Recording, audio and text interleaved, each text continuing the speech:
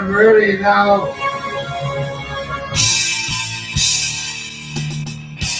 Coming to you from the Radio for One studios in Franklin, Michigan.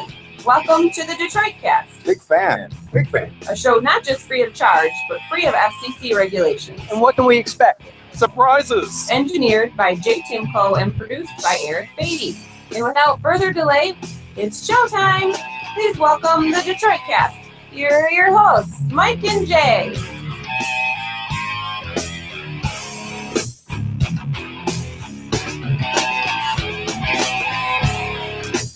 Hey, everybody! God, don't sound so excited. You know what, dude? Miguel, you doing something there? I'm looking for something really quick. No, that's not it. That's more like a School bell. school bell. Yeah, I was looking for a sound effect, and I was trying within 10 seconds to find it before airtime, and it's not going to work. But anyway, welcome to the Detroit Cast. On a Friday, we've made it to Friday. Feels like a short week because it kind of was a short week for me. Yeah, for you. Yeah. Does it feel short? It doesn't feel short to me. It should feel short to both of you. You No. guys weren't here Sunday. Still Sunday doesn't doesn't feel. really feel. Sunday doesn't seem to affect me because even though we do The the Monday Sunday show. right? Even though we do the Monday show on Sunday, it just doesn't. Dude, don't I know. was just as busy this week as ever, unfortunately. Yeah. Yeah, I did I something got every night. a lot of Honestly, shit that we were going on. gone. I didn't have one night that I didn't do something. Yeah. So I don't know. Yeah. As far as shows go, it feels like a quick week to me. That's all I was saying. I- Anyway, we're all here, and dare I say, a big show today. We got a lot to get to. We got a crushing chess defeat. I didn't get to hit that yet. Hold on. that shit. Excuse us, folks. Smelling salt. Goddamn. You know, I'm working on this one lawsuit where I'm looking through a lot of Sorry. medical records, Yeah. and the plaintiff is a freaking lush, and so she's always being taken to the hospital because she's just wasted off her ass. I'm looking through this stuff, and I see ammonia inhalant. Really? Yeah, it's listing all the shit that all the equipment and services that they provided her. It's basically Yeah. a bill for the Are hospital those visit. outrageous or what? I think it was dude? priced at like $3 $6. for Yeah, Yeah, for one. I'm like, smelling salt. Yeah, I know that Yeah. smell. I know that feeling. That's crazy. $6 for one of them. Yeah, That's Yeah. insane. insurance God. company will pay it. Oh yeah. What does that matter, right? The insurance Yeah. company will pay for it. Doesn't affect me at all. Mm-mm. Affects us none. No. Ugh, yuck. Anyway, a lot to get to. This chess loss, big chess loss. We'll get into that with dire consequences. We got a happy day. Baby was born in Michigan. I think it was Yeesh. the only one. What is that? Was that some over there? Was your computer talking to us? How loud was that? It was pretty fucking loud. Was that loud? I heard it, I heard it too. and my ears are shit. So Here. no, it's okay. I'm just kidding. He's got headphones on, but yet he's But he peels one off, and it Uh. doesn't. Whatever. He's trying to follow the conversation. I'll let him do his thing. We got a water jet injury. God, I love those when your kid run through the sprinkler. yeah. This is crazy though. This Yeah. one, oof. We got a Poos story. The Poos is here today. Look at a Poos. She doesn't want to be bothered. That's So good. Over the on crown, the astronom couch. the crown should not speak at all today. Please, Okay. I beg of you. We've got living with a cheater. The dead body selfie. We had a couple stories today that are that were sent to the Astronom file. We've got some updates on. We got some extortion stories, online searches, the old birds we talked about. That's one of the one of the update stories. And why don't we start with Memories Pizza? Sorry, dude. Fuck, whatever. Or whatever. Memories Pizza. We talked about them yesterday. They were at the heart of The well, they- Indiana Religious Freedom Act. yeah, which Firestorm. has been changed now. Thank God they Right. got that all squared away, and it includes like gay inclusion and lesbian, bi, tranny, whatever bullshit they put in there to make everybody happy.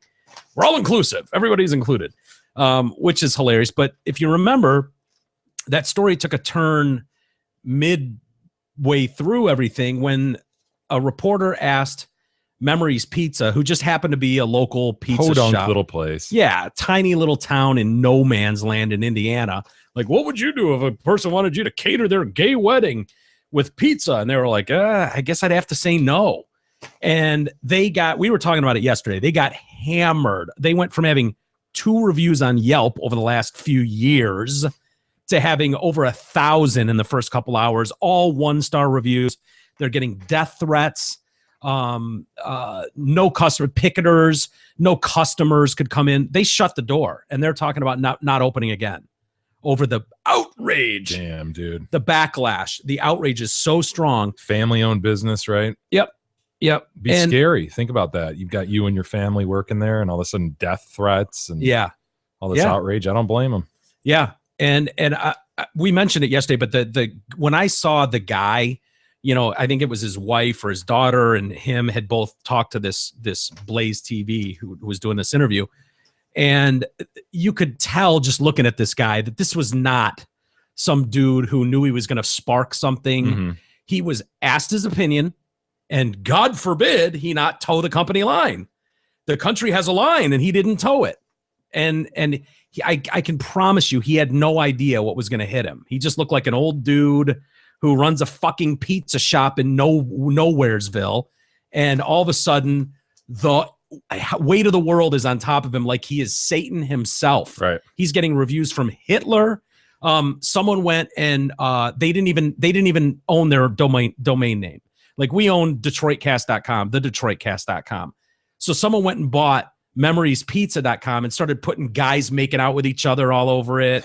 And, all kinds of gay references. I went and checked on it. I think that some of that's been taken down. Now it's just like, if you're going to be hateful to people, you should at least own your domain name. And if you're going to say stupid shit online, so yeah, that nice little things like that. And then you throw in some death threats. Now they've got a close sign. They're done. And so anyway, this guy here, it's a black guy, right? His name. Yep. I'm guessing it's a black and white picture. It's hard to tell. Hard to tell. Yeah. One or the other. My guess is African-American, but whatever. His name's Lawrence Jones, Lawrence Billy Jones III. Well, he's made this post. He started a GoFundMe for Memories Pizza. Really? Yes. He says religious liberty is under assault in Indiana, and that's never been clearer than with the O'Connor family. When asked by local press the hypothetical question of whether or not they'd prefer to have their family-owned business, Memories Pizza, cater a gay wedding, the owner said no, citing their own religious beliefs as the reason. Rather than allowing this family to simply have their opinion, which they were asked to give, outraged people grabbed the torches and began a campaign to destroy this small business in small-town Indiana, all for having an opinion that is rooted in faith. No one was turned away. No one was discriminated against. It was a hypothetical question asked by a news reporter who had questionable motives to begin with. After being interviewed by Dana Loesch on her television show, we learned that the family may never even reopen the doors to their restaurant as the death threats and vicious online reviews continue to pour in from the arbiters of tolerance. Right. Which is the irony. Yeah, the irony is it's just drenched in irony. You must accept. You must be tolerant. Yeah. Unless you disagree with us. And then we will destroy you. Your life is over. We'll take your domain name and put gay guys kissing all over it. Making out all over it. Give you death threats. And let's be clear. I think you and I have made it quite clear our opinions on religion. And I know where you stand. You know where I stand. To me, it almost has very little to do with religion at all. Like I am a strong believer in people can have differing opinions and we can get along as a society. Like it, to me personally, it has very little to do with what their religious beliefs are. But as a society, we all know how strong people are in their convictions. I'm not going to change how you feel about your religion or anyone else's. Mm-hmm. And nobody is anyone else is going to change anyone else's. So anyway, this guy says, my name is Lawrence Jones. I'm one of the television opinion contributors on Dana's show. Before the televised interview, producers discussed the situation with Dana, myself, and their head writer. We all agreed this family needs help to get through this assault. So we set up a GoFundMe page with the modest goal of $25,000. They're hoping to raise $25,000. The intent was to help the family stave off the burdensome cost of having the media parked out front, activists tearing them down, and no customers coming in. Thank you for helping us do some good for this family who were scared into hiding just 24 hours before this writing. All money, save for whatever percentage GoFundMe takes, will be transferred directly to whichever bank account the O'Connors wish to use. Producers are in direct contact with the family to ensure that they never feel they're being left out of what's going on. Thank you for your generosity. So I went on there and I checked just to see how they're doing. They're over $351,000. Doesn't surprise me. In less than a day. Yeah. Contrary to what the one side wants you to believe, there is a large part of this country who wants to put on the brakes. Yeah. And it's funny, dude. I was like, that can't be right. They're trying to raise 25 grand, whatever. And you see that, you know, some guy's got a new whatever and he wants to make 20 grand and all of a sudden he's at 300 grand. So that's not that uncommon. But what was, I was clicking and I was like, when I started an hour and a half ago is when I first looked at this, they were at $280,000 or $270,000. And I just hit refresh every 10 seconds Grows and it was by going 50%. up. It was going up by the thousands Yeah, in seconds to minutes. dude. Dude, it'll be interesting to follow this. At the time we recorded this, like as of 5 minutes ago, I checked that it was at 351. They've made $60,000 in the last 2 hours. Oh my God. Yeah. It makes me question the commitment of our listeners. I mean, I was we thinking this- limped up to, what was it? 45 grand. 45. I mean, my God, man. Took us 30 days. And that took the promise of calling your Yeah, we had to stepdad. chuck you under the bus to your own family to eke our way to 45 grand. This is an outrage. This is reprehensible behavior. We're doing it over. All right, everybody out there, act We're- accordingly. We're rerouting Kickstarter funds for a new Kickstarter campaign. That's right. We're going to do this right. We're going to get a new video out there. Oh, no, I like the old video. Yeah, we could use the same one where we're looking off in different directions. That's right, like Mike. tards. Oh, God. You know what? the worst- Someday we're going to post that script. We should scan that or take a picture of it and post that because it literally says Now you're going to chuck me under the bus, you son of a bitch. Mike wrote this fucker and he literally wrote that line. That's right, Mike. It's Well, in that room over there, it's isn't in- it? it's It's in that room. It's in my penmanship. Well, you know- However, it was 3 a.m. You may have said if I remember right, I was transcribing what you were Uh-huh. proposing. I don't remember. I'm not here to point fingers or there point, was a assign blame. degree of that, but we will post that and you guys will get a big kick out of that. It's Jay. funny, actually. I don't know where it is, but what I do know is wherever he put it last is where it is. Yeah, no shit. Wherever it got moved, once we moved that board out of that room, It's in the same spot. It's in the same exact spot. Our old whiteboard where Yeah, we would write Just taped it on there. We're like, fuck, we got to get this done. which That was so brutal. yeah, so there's literally like, I don't know, 5 pages of yellow legal pad that are taped on this whiteboard in, you Dude, that might have been my handwritten. bottom. That That's might have right, been Mike? that night. Just like, oh my God, I'm so Dude. strung out. I'm Yeah. so stressed. I can't believe I'm sitting here at Why- 2:33 in the morning. I've got to be at work at 7, yeah. and we're Why trying to were go we through doing this that? thing. Oh, we had to We do a had to get it video done, dude. because days were going by. It was already up, Yeah, and people were telling us, dude, you guys have to have a video Yeah. explaining yourself. So yeah, we did a show, and then we sat down and wrote this thing. We set up. We tried to do it with just the lighting in there. It was bullshit. So we Yeah. set up your ladder with a snowboard across it with a shop light on that. yeah, It was absurd. it was. It'll And make it was just me and you here, so we didn't have Yeah. like help of people holding cameras. cameras and shit. nothing. I don't even remember what we used to record it. Maybe your GoPro or something. Maybe. Fuck, I don't even remember. But yeah, it was a debacle because it's just you and I, Mr. Tech guys. You know, Fuck, is that on? I don't know. Should there be a light on or something? Yeah. Damn it, it was on the whole time. oh, it was so bad, dude. And then Randy came in and Yeah, he's like, hey guys, you want me to like brush it up a little yeah, I bit? or- can fix that. And he came and set up cameras and did.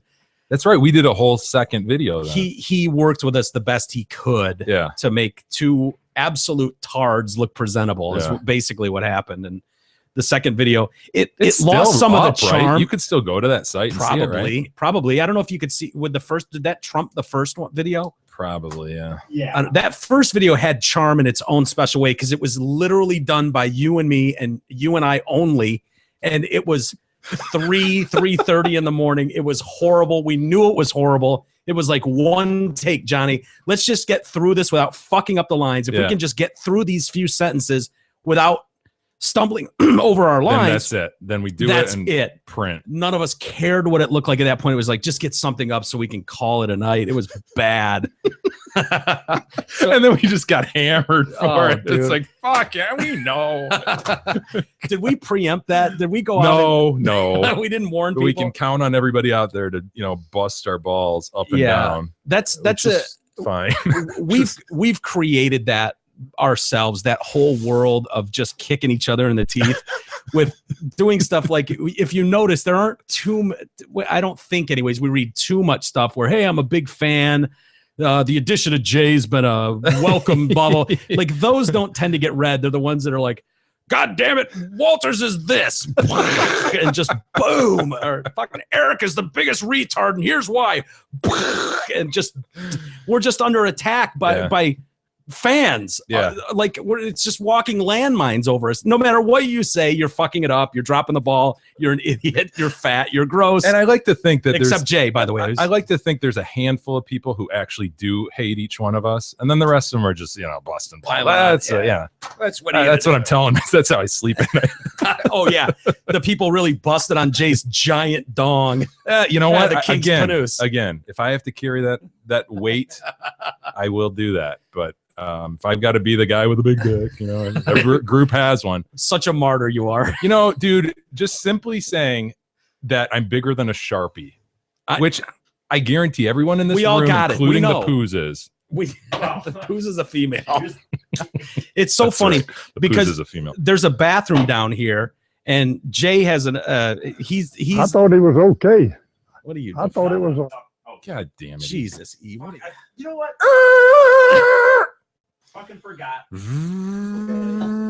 Let's restart the car. Someone stalled it again. Why would that even? Why would got it in third? Wait a minute! No! Wait a minute! Into the mic. You've got a mic. I know. 1 second here. Does he have headphones on? He doesn't have a mic on. I forgot. How many morning shows? Why is this computer even up? I think. Why is it even potted up? This is my new bottom right now. Yeah. Why is it potted up? I don't know, producer. You tell me. I'm not running the board. I'm not running the board. A computer we never use is potted up for no reason. And it just happened to start going off when you sat down at it. Well, because I'm trying to. Yeah. Because I'm failing. Anyway, there's a bathroom down here, and Jay thinks he's always in a locker room, and so there's no closing of doors. I rarely close the door. Yeah, it's hilarious. We've picked up on the fact that the trajectory of the power with which the water is. The water. I have a heavy urinary stream. You can almost hear the water begging for mercy as it's just relentlessly pounded by his stream. It's impressive to say the least. Ian and I will be in the other room just like, God damn, you hear what's going on in there? What is he doing? Leave the door open. It sounds like he's pouring. No different than anyone else. It sounds like he's got a bucket of water with him, and he's just slowly dumping an entire giant 20-gallon bucket of water into the toilet. It's impressive. I drink a lot. And so I'll go in there. I went in there and I pissed before Jay did, and I left the door open too. And I felt like I was proud of the sound that was coming out. I felt like it was a nice stream that was hitting the water. Yeah, and he went, yeah, it just didn't sound like Jay. Yeah, it was like, well, I mean, it just comes down to his helmet is clearly much closer to the surface is what's going on. Exactly. So he's probably drenching his thighs when he's doing it. But righty, yeah, new bottom right here. Yeah, we found a new bottom. Anyway, so it'll be interesting to see what happens with Memories Pizza and how high could that get in one day? It's up over 300, and it's probably close to $400,000 now since we started. People are looking at it like a political statement, and they want to strike back at the other side that took this whack at the. So this martyr has become this possibly really rich family now. I saw them being martyrs. If you remember when we were talking about it yesterday, I said this is going to drive business to them. The whole adage, and you mentioned it, of any press is good press in a sense. Could that really be it? Would you be surprised if this got up well over $1 million? I could almost see a statement being made by people going, fuck this, get it up to $10 million. And then this family who's working in this shit town pizzeria in Nowheresville, all of a sudden, what if it gets to $2 million? As long as they're pretty squeaky clean, like someone will start to really do exposés on them and who are they and what's their background and everything. And as long as they check out as squeaky clean and they tell a good story, like, yeah, we're just this hardworking family, then it could really go. Yeah. But if there's some stuff where you're like, these guys are questionable, then it'll. What do you think so? Yeah. Well, hopefully, I'm sure lawyers will get involved and give them guidance and counsel on what to say. Plus, if they do something like, hey, we're going to give this to so-and-so charity. Don't be stupid. Don't do that. It's retirement time, baby. I mean, seriously, could you think about that? You're working at a pizzeria. How much could they possibly be generating a year? Right. 60 grand Right. in family sales, 100 grand. Little place like that. Yeah. Getting 20 years of sales like that, dude. Yeah, you go into retirement mode. Pays to stand up for your beliefs, Mike. Yeah, I guess. Say what you really think. Yeah, we need to, I'm telling you, we've never needed Nan more. Oh, I know. We really need to get some of that negative attention. You see what it's capable of. What more can you do, Mike? I mean, my God. I mean, you called and asked it. Asked for it. Well, I mean, plus some of the several statements you've made. Some of my statements have absolutely been reprehensible. How much more can we? I mean, come on. How much more reprehensible can I get? I mean, you guys need to step up your reprehensibleness. Reprehensibility. Yes, we need help. Sorry. Help tear this thing down to the ground, Jay. Help me torch this podcast, please. It's the only way. And then moving on, but we'll keep tabs on that. And if anyone else wants to check Memories Pizza on their GoFundMe and see how high it gets, I'm not saying to go support it, but it's still kind of comical to me. Yeah. So I'll definitely be following it to see how well it does. But we got remember we were talking about that old bird? Oh, I remember. That died. Ooh, she's a looker. Yeah. The one with the flower in her hair. Yep. Well, if you notice, and you brought this up, great attention to detail, Jay. That they're all doing that. They're all doing that to identify male, female. 2 women on this, both lookers, both completely different cultures and countries, but yet they're doing the same thing. They both have the pink flower in their hair. I am a woman. I know I don't look like one. Just look like a saggy bag at that point. Yeah.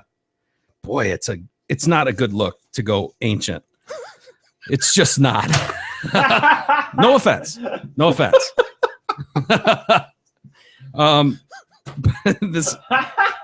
We mentioned the Arkansas woman who became the world's oldest living person at 116, Gertrude. Right. We mentioned Gertrude in Arkansas. I mean, it was great news when this bird bit it in Japan. Miss Misawa Okawa in Japan Wednesday died, and that put I'm sorry, I don't speak Japanese. Yeah, that put Gertrude Weaver in the driver's seat. She's running this shit now. Yeah, she's 116, oldest living person. She's making demands now. Well, I was gonna say, what do you do now with that power, right? Well, you make a few demands. You got to be careful. You don't want to be reckless about it, but she wants President Barack Obama to attend her 117th birthday party on the 4th of July. It's just, whatever. I mean, kids make demands. It just seems like, this younger generation today, always me, thinking about themselves, this narcissistic, self-serving generation. Of course, she wants the president at her birthday party, as if the president of the United States has nothing going on the 4th of July. Right. Of all days, you had to be born, Gertrude, on the 4th of July, and you expect Obama to show up there? Or was she born like 100 years after the country's birth? She was born in 1898. Fucking awesome, isn't it? 122 years after? God. Isn't that crazy? They said, she wants Obama to show up at her birthday party on the 4th. She attributes her longevity to treating others well. Oh my! I love how they're all asked this, Yeah. So what do you attribute your longevity? Are there people that are like listening intently, like, oh, what is it? Yeah. Like not smoking? Is it smoking? Because I swear to God, I've seen people like, my glass of wine a day. Yeah. My shitty eating. Some people have terrible eating habits. My daily cigar. You'll see all kinds of, it's like, are there people sitting down going, wow, who knew, man? It worked for Misawa Koka. I know. I'm going to have my cigar a day and see how I do. It speaks to genes, if you ask me. Like, somebody's got great genes. Totally. And that's why she's She's nice to everybody. Well, great is relative. Are they great genes? You want to be 117? Yeah, that's true. There's a lot of freaking people out there that are nice and die suddenly at whatever. Of course there are. Freaking like the Ebola people. Those people are nice. Here they are over there helping Ebola people out, and they die. It seems don't like they're know. mailing that answer in at that point. Right. You know what I Nice mean? to Like, people. Yeah, it's nice to- Kindness. really, that's the best you can come up with, Gertrude. Really, people are asking you, the oldest motherfucker on this globe. No, you know what? You are it. She's being manipulative. What she's doing is she's trying to change people. She's like, I'm going to take this opportunity. I'm going to lie, but I'm going to change people for the better. Right? Fucking politicians, Yeah. man. Yep. Really? Politician You at might the age be right. 116. Yep. Let me ask you this, dude. I mean, it's a freaking number. Why is this so special that, she deserves to have the president come and visit her? Oh, the president will not be coming It's there. a damn number. Yeah, I agree. And what did she do? You know what? You know why she claims she thinks the president should be there at her 117th birthday? Because she voted for him twice. Ugh. This imagine being stuck behind her at the polls. Oh, Holy shit! well, I'm sure it's a right or absentee, right? There's no way she's going up to them. I don't know. And is that really brag-worthy that you voted for Obama twice? I mean, it says dementia's kicking into me. Really? Why would you do that? Christ, Gertrude. She would like to meet the president because she voted for him twice. I treat everybody the way I want to be treated. She told reporters on her 116th birthday she got a letter from Obama, probably one of those stamped, Totally. stamped Obama name on there. She was born July 4th, 1898. I know you're going to have an issue with this, Jay. She exercises Oh God. in her wheelchair Come on, man. Oh, what? 3 times a week. Wow. 3 times a I week. want to know what she's doing. Exercising. What could she possibly be doing in her wheelchair that, yeah. I don't know, opening her mouth and closing it. Ah. I stretch my jaw every morning, 3 times a day. She's 117, man. She can't be- 116. She hasn't gotten there 116. yet. She can't be doing anything meaningful. She was the daughter of a sharecropper. She worked as a domestic helper. What does that mean? A maid? Yeah. Is that what that is? After Yes. retiring, she lived with her granddaughter and moved to the Silver Oaks Health and Rehab Center. Her granddaughter, unfortunately, had some health problems. I don't know if she's with us still, but she is visited by her son on a regular basis. He's 93. Jesus Christ. I love that. It's remarkable that her son is lit. God. 3. And this seems. Did you guys see this picture? That was that I saw that when I was in Arizona. This took off and got millions of likes immediately, like in a Old day. ass crusty lady holding an infant. God forbid that infant wakes up and sees that. That's exactly what I saw. What are you doing? This is like Tales from the Crypt. Yes. Holding a newborn. Yes. That poor baby. That if that baby is retaining anything, even subconsciously from its early days, it's fucking finished. Yeah. Look at her hands and everything. Oh, this it's is monstrous. this is a horror- crime. It's a horror movie. Terrible parents. You know what she Terrible. looks like there? She looks like that optical illusion where, you know what I'm talking about? Where you either see the young lady with her head turned or Yeah. you see the old witchy looking lady. Yes, She looks like the old witchy looking She lady. doesn't does. Yes, you're totally right.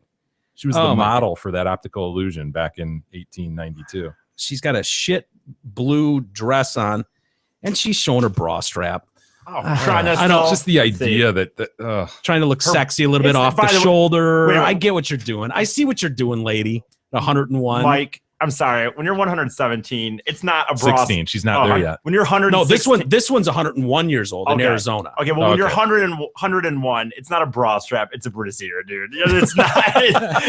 She's not wearing some Victoria's Secret push-up bra. Fair enough. Fair enough. That's Yeah, an she's in a push- undergarment. yes, yes. It's a slip. Is it a slip? Yeah, right. Yeah, she's not pushing them up and No, showcasing that's them, just getting some top titty cleavage going. Yeah. I mean, Yeah, it's just a what's strap. the purpose at that That's point? not. Look at it. You look at it, Jay. That's not a. It looks tattered. It looks like it hasn't been changed since she was about 81. Well, what's the No, name? honestly, why do you even bother at that point with I don't know. an undergarment of that sort? As if. But dude, yeah. Oh, baby, please continue to sleep because Yeah. to that wake thing up in dares those wake up. arms. Not good. Not good. Yeah, she's 101 years old. She lives in Arizona. She's become an internet celebrity, they claim. She looks worse than the 116, to be honest. I don't know if that's necessarily true. You want to check that again and Yeah, yeah, I stand by that. Which one? The 116 or the 117? 116 looks better than that 101. Mm. She looks more vibrant, doesn't she? She looks petrified. Let's see. She does. She She looks lacquered. Yeah. Oh Doesn't my she look more God. vibrant than the lady you just looked at? This to me looks Yeah. like something I would do if my great grandmother passed away and I was there with my newborn, and I would just like creak her arms open and put my baby in there for one last photo op. That looks like a dead woman Yeah. who's been posed with a baby. It really does. Anyway, Rosa Camfield is her name. She was born in June of 1913. Oh, don't even talk to me. If you're not in the 1800s, Yeah. don't even talk to me. I agree.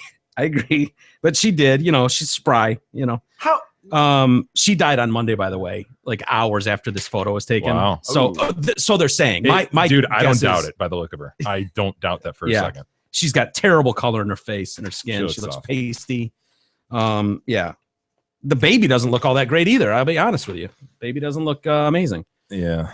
Back to her brassiere, by the way. When I was coming to the airport to fly back to Detroit, I'm getting on this plane and there's a couple lovely ladies behind me Oh boy. who were clearly together, and it was remarkable. And I'm all for dressing for comfort on a plane. Like, I'm not afraid to throw on some workout pants or whatever, just because you're going to be on a long flight. And but this looked like Big E in woman form. I mean, just the grossest Adidas fucking sweatpants with flip flops and gross feet, gross hair, and this, like, we've talked about the what's the flash dance sweater, Sure. the flash dance off the shoulders sweatshirt, Oh. and this girl is hideous. She's wearing no brassiere. She's got huge cans that start at about her belly button. Ugh. This is through a sweatshirt, dude, and you're just seeing this. And she couldn't have been more than 25. Oh my God. It was fucking disgusting. I mean, I'm pointing it out to Beth. Like, do you see this shit behind us? It was so weird. Oh my But it was total normcore. Like, oh, I don't care. Yeah. I don't care. Ugh.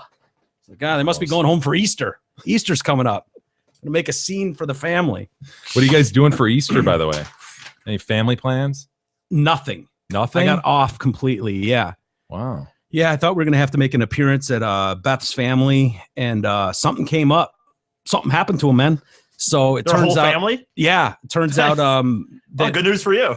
Beth really took one for the team because she's got to go to a thing at the family's house the night before, like Saturday night, Mhm. and then got to be back Monday. So they've removed her responsibility to have to show up again on Sunday, Gotcha. which takes me out of the mix. For No, I was Are Sunday. you going to doing say, something- I was This going is to say, great. you're Whoa, not whoa. going to have an opportunity to see him on Saturday or Monday, so you should go Sunday. Right. Well, I was thinking about He's doing that. something Saturday night? Yeah, I Oh. was kind of busy. I got a lot going on Sunday. It's just Saturday a busy night, day. though? Easter's traditionally are really busy days for me at the house. So I've Saturday- got stuff that wait, I've whoa, got whoa, to wait a attend to. Am I missing something here? You said she's going to something Saturday night, so she doesn't have to be. Yeah, Back- because it's kind of a distance to go there. So Oh. instead of going Saturday night and then coming back Sunday and then having to come back Monday for making these round trips. Okay. So it's kid related. I don't know what it is, but she's really taking one for the team because That it's is huge. removed all responsibility from me to have to make an appearance. Yeah, Which I was really looking forward to. I know was, you were. but I know how you feel about that. yeah, I'll get over it though. I'll cope. I'll deal. I've got family obligations both days, Oh, Saturday I'm and sorry. Sunday. I know. That's tough. I have That's to tough. work in the state game somehow. Actually, Ooh, yeah, that's I know. right. Ooh. Yeah, I wonder if Beth's dad's going to be there. Huh. Or her brother-in-law. They both are huge Michigan State. Steve and Don go to every Michigan State bowl game, every Final Four. So Huh. I'd be shocked. It's in if they Indiana. It's very doable went. Yeah. for Tickets have been. They've said that. I feel like I've heard though for this one, for whatever reason, tickets have been really hard to get. I don't know if it's because Kentucky fans are just. Oh yeah, dude. That Think about that. crazy or- Jay and you and I were talking about that. This But, like, final, this it's epic. particular final. Yeah, four. this one epic. more than most though Oh. that I've heard. Yeah. But think about it. It's fairly centrally located for all four teams. I mean, Yeah. Duke has to come the longest distance, I think, right? But Yeah, from the Yeah. east. yeah, so it's doable for fans of everybody, and these are teams with fans of all over the place. Yeah. There, we don't have a George Mason in the Final Four or anything like that. So, or any Gonzagas or yeah, Pepperdines, some weird. Yeah, it's an epic group. So, and they're monster programs. Mhm. I mean, who's the smallest one? Wisconsin, as far as basketball goes. Yeah, least adorned. But it's a huge Final Four. I don't know what I like better though. I mean, obviously I'm partial because Michigan State's there, and they're a lot of fun to watch, especially being from this area. It's fun to watch them, but I do like those crazy ones where you get some, an 8 and a 9, like making their way in, and less. I mean, there's 3 Butler. 1s and a 7. Yeah. So I don't know. It's going to be exciting. I can't wait. I mean, I know this isn't cheap, whatever necessarily. If I'm looking at StubHub and I'm seeing $500 for a ticket. I mean, that's not. I get it, but that doesn't seem to me like if. But that gets you both games, though, right? That's the weekend. Yeah, that's Tuesday, Saturday, and Monday. It doesn't seem that outrageous. No, for people that would travel. My brother's gone to 2 of the Final Fours. I think something like that. $550 for a ticket wouldn't be that big of a deal. Yeah, that's not too bad. I wonder if that'll go up a lot. Well, no, that's the thing. That's the thing. What happens? My brother went.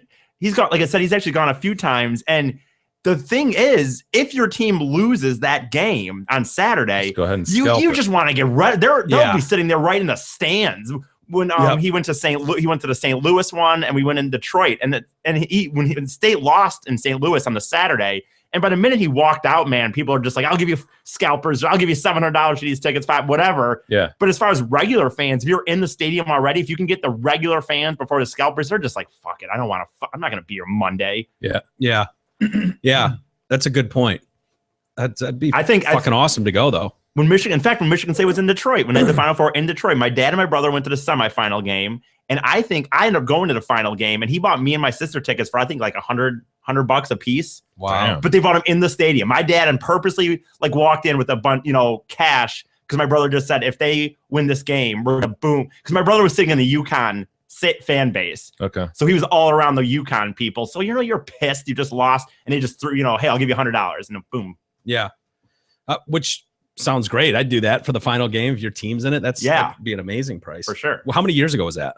When was that? That was 11, wasn't it? 2011. Yeah, I think so. Or 2010. I was working at Meyer still, but I wasn't in the internship yet. So yeah, that's got to be 2010 or 11. Yeah.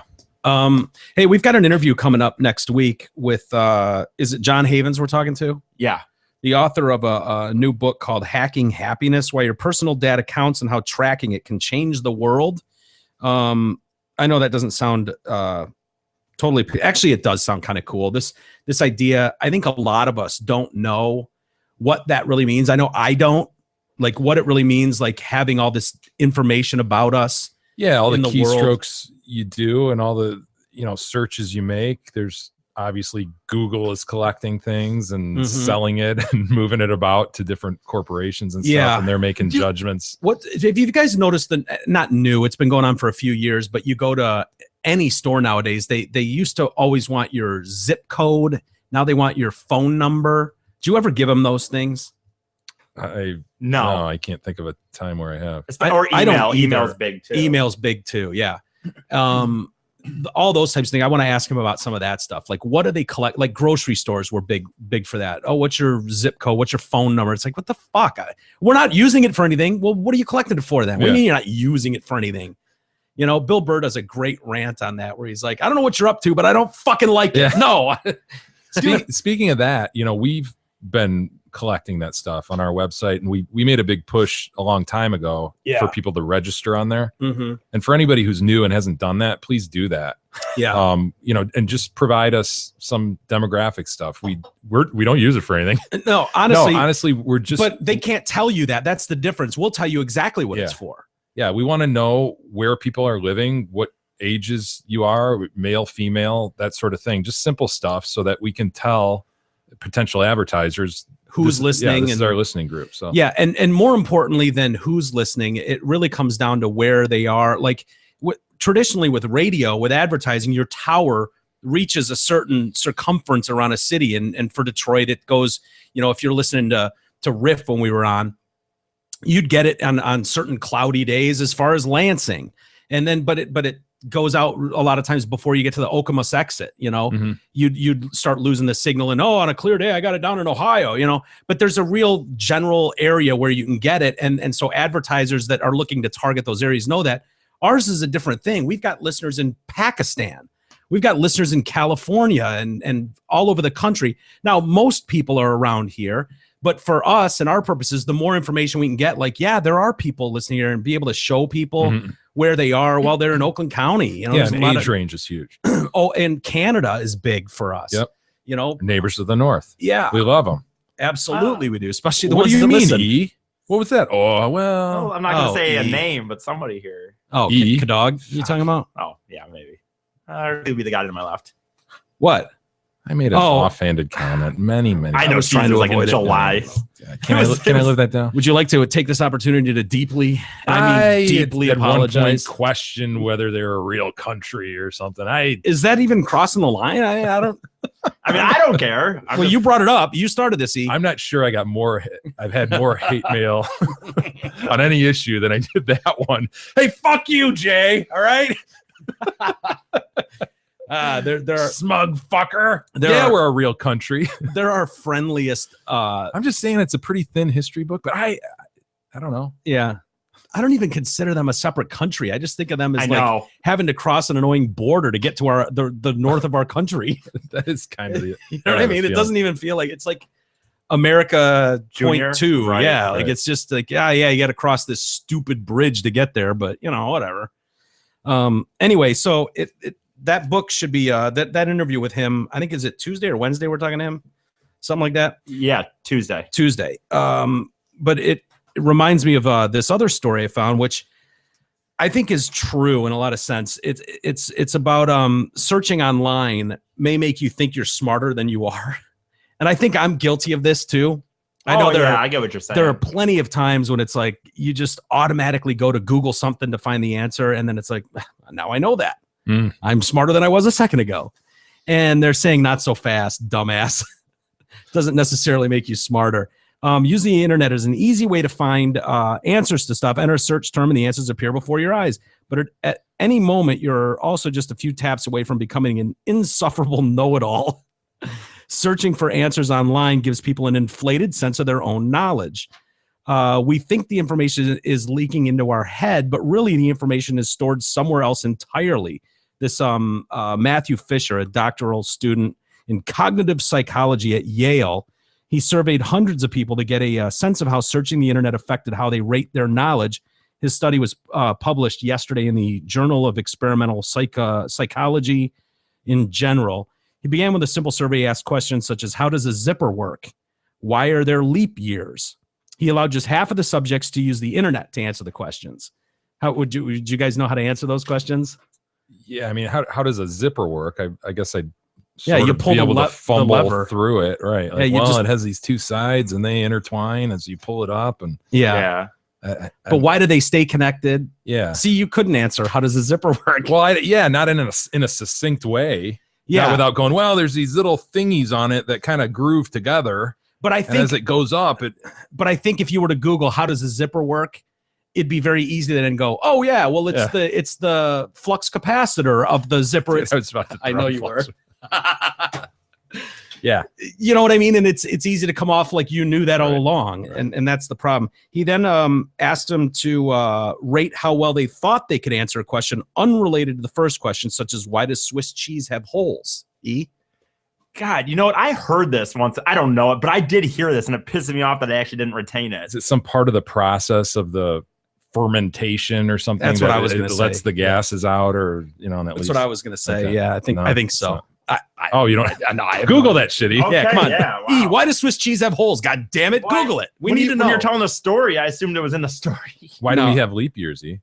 Doesn't it have to do with the how the year is made, and we have to catch up every 4 years? Because if we didn't do it, it's a quarter day every year. Yeah. That it takes a quarter day more to get around. Yeah. And so after 4, boom, there's another. Otherwise, after 20 years, it'd be like snowing in June or something. Yeah. How do tornadoes form? People who had been allowed to search online tended to rate their knowledge higher than people who answered without any outside sources. To reveal factors that might explain why the internet group rated their knowledge higher, he designed follow-up experiments using different groups of people. First, he asked people to rate their knowledge before the test. There was no difference between subjects' ratings, but afterwards, the internet-enabled subjects, again, rated their knowledge better than others. So he runs all these experiments. The results kept coming back the same way. Searching online led to knowledge inflation. There are practical consequences to this little exercise. If we can't accurately judge what we know, then who's to say whether any of the decisions we make are well-informed? People aren't aware of the quality of explanation or the quality of arguments they can produce, and they don't realize it until they encounter the gaps, which totally makes sense.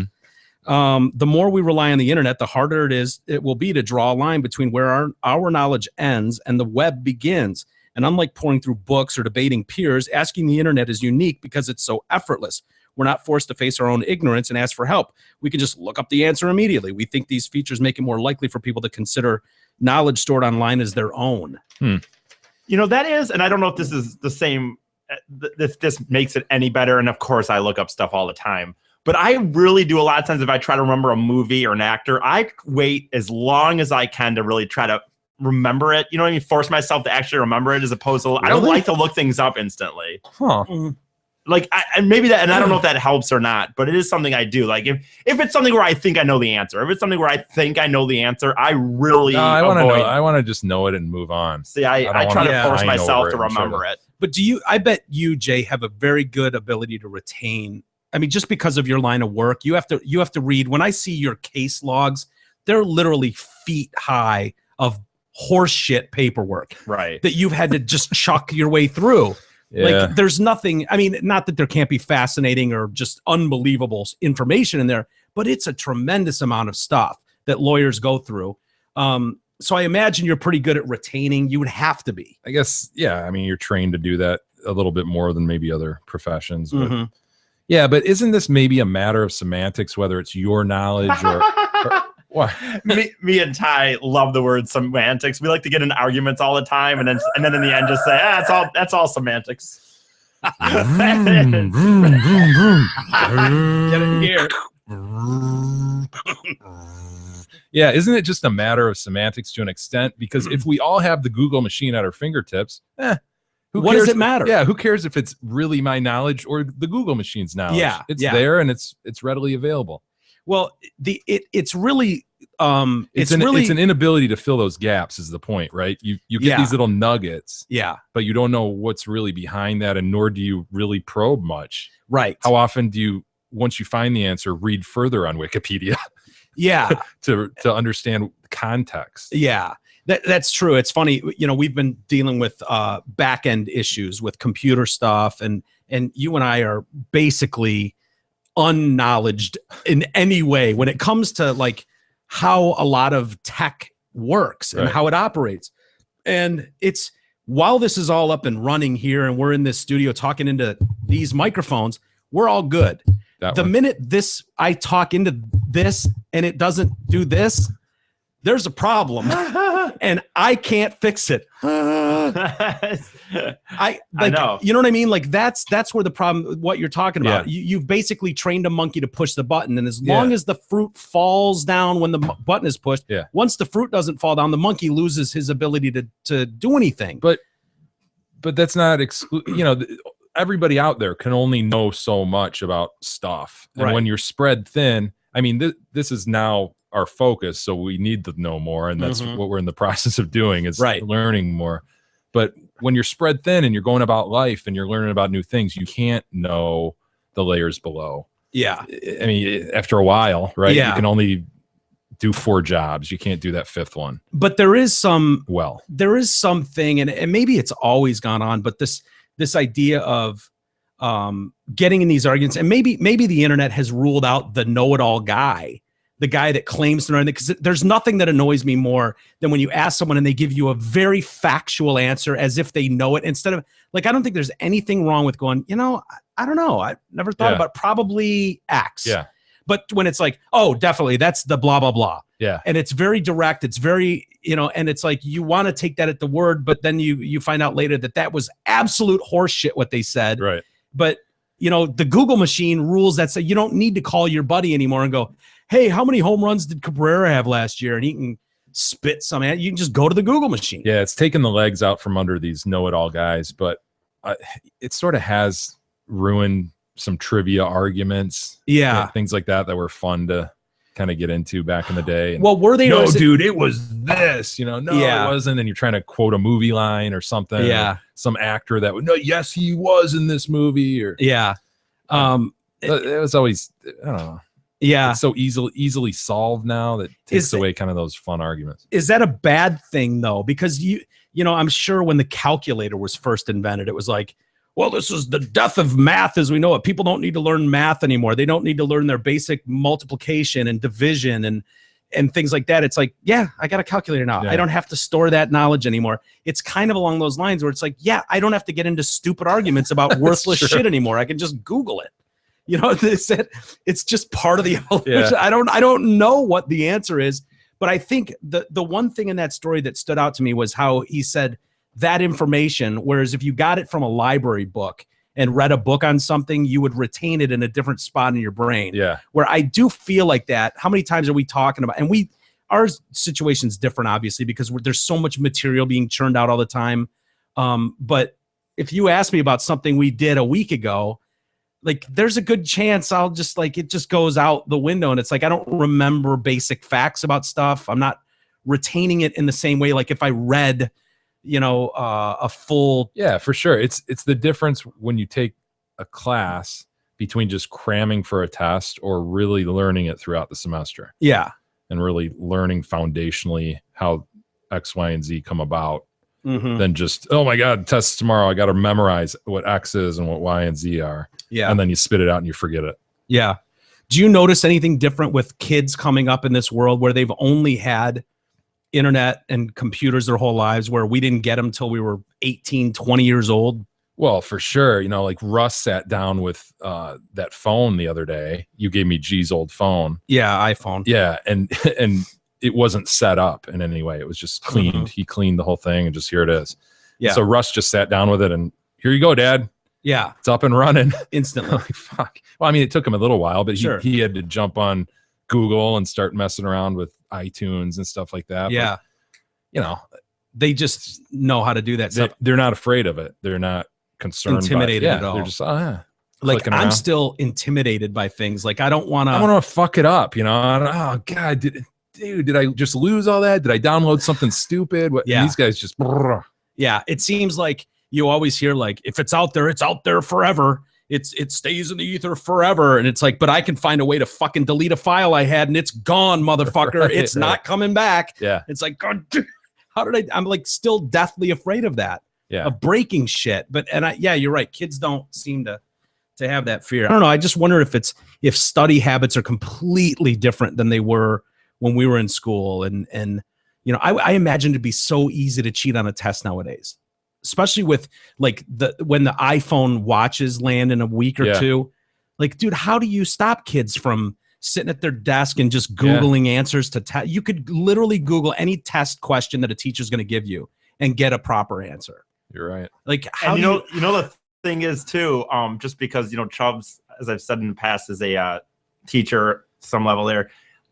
We talk about the families and having kids. The idea you said yesterday about standing up for your kid as it used to be more like, no, the teacher's the right person. So like it's not easy for a teacher to take away a cell phone. It's not like the idea of a teacher walking up to a kid and say, hey, you can't. They're allowed to have cell phones technically. Now the school says, oh, it's only for emergencies or it has to be in your backpack. But in reality, because of how everything is so, you have to go through all these processes. And Chubbs just said it's a pain to have to really go through and be strict and take a cell phone away. Well, yeah, so kids are tethered to those phones, and right. Parents like the idea of being able to, in an emergency, quote unquote, if that emergency arises, being able to instantly get a hold of their kid. So, and if they don't want some third party taking that ability away from them, I can see. And the only reason I brought that up is when you say, how could you stop them? Someone might say, well, the teachers should just say no cell phones on the tables. Well, man, it just becomes, in this world we are now, it's not, they're not really an authority almost technically. Like they're there, but My God, if you really want to have to deal They're with them. too busy trying to bang students. Well, that Kidding too. me? They're playing the game too. That They don't too. have time to watch over every little piece of shit and whether he's cheating or not. Come on, they got game to work in that classroom. Right. No. But, Chubbs isn't, is he? no. Hope so. But you know what I mean though? Like there's all this just other crap that it's like they have to go through the red tape. It's not worth it for them to really sit there and be. Right. What'd you drop there, Mike? I dropped the Zot read. Was there a go ahead.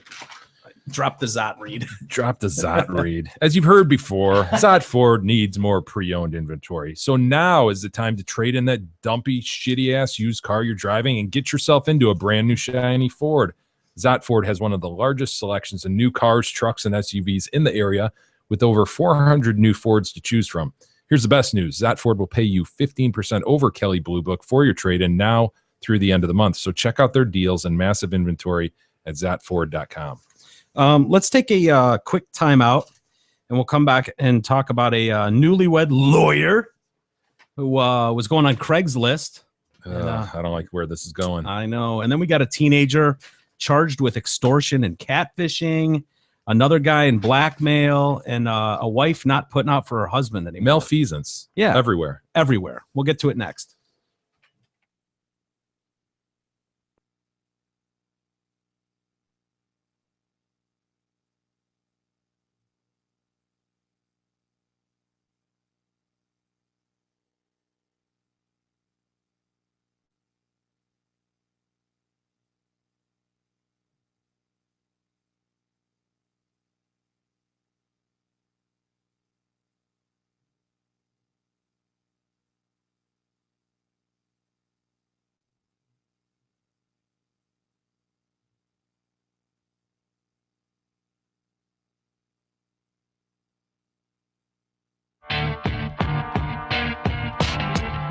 The Detroit Cast continues after this short break.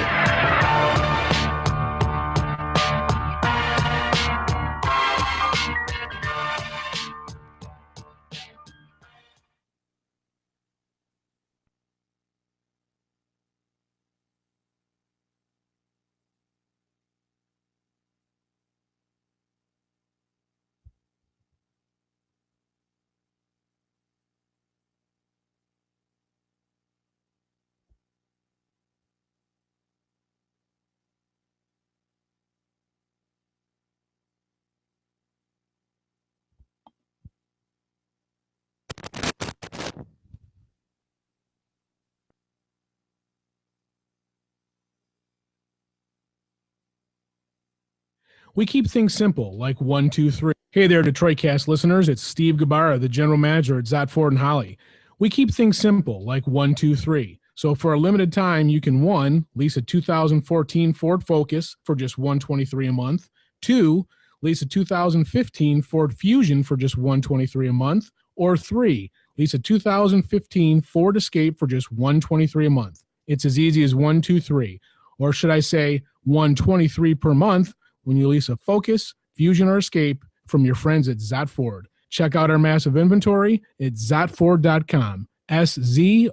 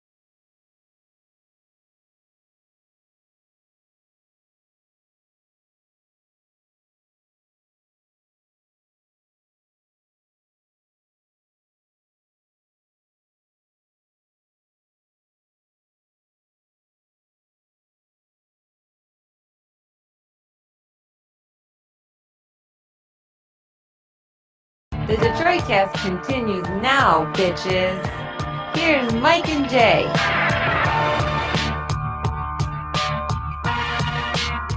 Welcome back to the Detroit Cast with Mike and Jay on a Friday. Jay and Mike. Never heard of that show. Whatever. Quite a bit to get to yet, including this crazy story of this teenage girl, 19 years old now. She fears she won't be able to have children after she was hit between the legs, betwixt them, with a water fountain. And now she's talking about how it's ruined her sex life. A water fountain? I know. Slip and slide. You remember running through the sprinkler as a kid? Sure. Yeah. Well, Shelby Clark is her name. She's from Manchester. And she fears her boyfriend, Danny Lendon. We all know Danny Lendon. Good dude for the most part, right? Danny's a good dude. She fears he's going to cheat on her as she isn't able to enjoy sex after suffering serious gynecological injuries in the incident. She's 19 now. She's been awarded a 5-figure settlement. Ooh. When I read that, I was like, 5-figure? Who gives out 5-figure settlements for massive injuries? Massive vagine injuries. Yeah. What's the market for that? For vaginal injury? I don't know. Apparently 5 figures but is if it. You're talking about, the inability to conceive possibly down the line. You would think that would be deep into 7 figures. That's unsettling. Yeah. Well, she was on a family trip when she was hit by this jet at Pleasure Beach. A jet? What are we talking about? You know, like in Vegas where they've got those fountains that shoot 200 feet in the air, those streams. Yeah. They installed a new one at Pleasure Beach where her family would go. She needed took it a little too literally, didn't she? Yeah. She needed a couple hours of surgery and 250 stitches to the vagine. 200 internal and external. Oh no. Yeah. Yeah. Some contributory negligence, perhaps. Is that the deal? Is that why she only got away with 5 figures? I don't know. Probably pointed back to her and said, "Nah, yeah, that might happen if you spread your vagine over our water fountain. Maybe you shouldn't stand over our water fountain and wait for it to shoot 200 feet in the air." Yeah. Well, she says her sex life has almost been ruined by ruined. Yes, ruined by the accident. Having sex was excruciating at first. Even now, I can't have sex as much as I would like. Wow. And so that makes me worry that my boyfriend will lose patience and cheat on me. That's a fair concern. That's a fair worry. Oh, yeah. She's got some legitimate concerns there. She's 19. Yeah. Yeah. I mean, I don't know. She's not given a number, but I'm assuming if she's putting out once a week, once a month. And knowing Danny the way we do. Yeah. And yeah, I mean, we all remember what Danny Lendon was like. I mean, that guy, if he's not going to get it from her, he's going to get it from somewhere else. I mean, allegedly. Yeah, allegedly. I don't know if I can have a baby naturally in the future. My doctors say we'll just have to wait and see. Fingers crossed. That sounds like a blessing to me. Yeah, I know, right? This is great news out of Manchester. She can have sex all the time and not to worry about pregnancy, no more condoms. Yep. Dude, 250 stitches. I didn't know they were big enough to handle 250 stitches. Yeah. Outside and the inside, so all up and down the majora, the menorah. I think it started at the asshole. Oh no! Just ripped it. I think this opened her up. Oh no! Yeah, an episiotomy by water. Yeah, I still don't understand though. I'm struggling with one part of the story. It says she can't have sex. I didn't realize I don't know how she did this, where she would rip her anus to her vagine and also her mouth. Like, how did her? Like, why? What happened that all of a sudden she can't have any sex at all? Really? Like, I don't know. They really kind of did a half-assed job with this story because they make it sound like left a sex big gap there. Yeah, I don't know what she did, if it like ripped her open and then she put her mouth on it and got blasted in the face and required. It doesn't mention that, so they're really focused on the vagine here. So I don't know. I'll continue on, but anyway, Mrs. Clark had gone to this Halloween treat with her mom and stepdad and her friend Sarah. And we all know Sarah. And but this is back in October of 2009 when she was 14. When we arrived, the girls went off to Pleasure Beach and arranged to be back for dinner later that evening. Sarah was 16, Shelby was 14, and they were sensible girls. They noticed a new attraction when they got there. They used to go there as family vacation all the time, and around the corner was this Pleasure Beach from where they would stay. And there was this new fountain that had all these jets that shot up, and they were like, wow. They noticed that, and the centerpiece one was one that shot up like 200 feet in the air. She went and stood over it. Well, sort of. There were tons of kids running through the water jet, so Sarah and I joined in, but as we were playing, I was hit by a very powerful jet betwixt. Oh, Yeah. It knocked me off my feet. I felt like I needed to go to the toilet immediately, but I noticed there was blood everywhere. Sarah helped get me back to the hotel. Why wouldn't you just call an ambulance, right? they're What? kids. Yeah, I guess. So the mom immediately calls an ambulance, and I didn't know what was wrong. Shelby told me the water jet had knocked her off her feet, and she was bleeding really heavily from her bottom. Oof. Gross. What a nightmare. Her clothes were soaked. She was pale and very groggy. She was rushed to the hospital. 250 stitches, as I said, internally and externally. When I saw what had happened, I was sickened. She was badly injured, literally ripped apart right across her bottom to her vagine. Oh, bottom. Yeah. This is like taking one of those power washers, you know, that you would like clean off the cement or the side of your house with, and just like you could cut an arm off with it. Yeah, like taking her to the coin wash and just Yeah. Ugh. She underwent 2 hours of surgery. Tests. The doctors were convinced that she was part of this vicious rape. They didn't believe her, and so they did all these tests, and they were like, okay, she wasn't sexually assaulted. no, it was a fountain. Yeah, it was Fountain did it. I was terrified of going to the toilet afterwards because it was so painful.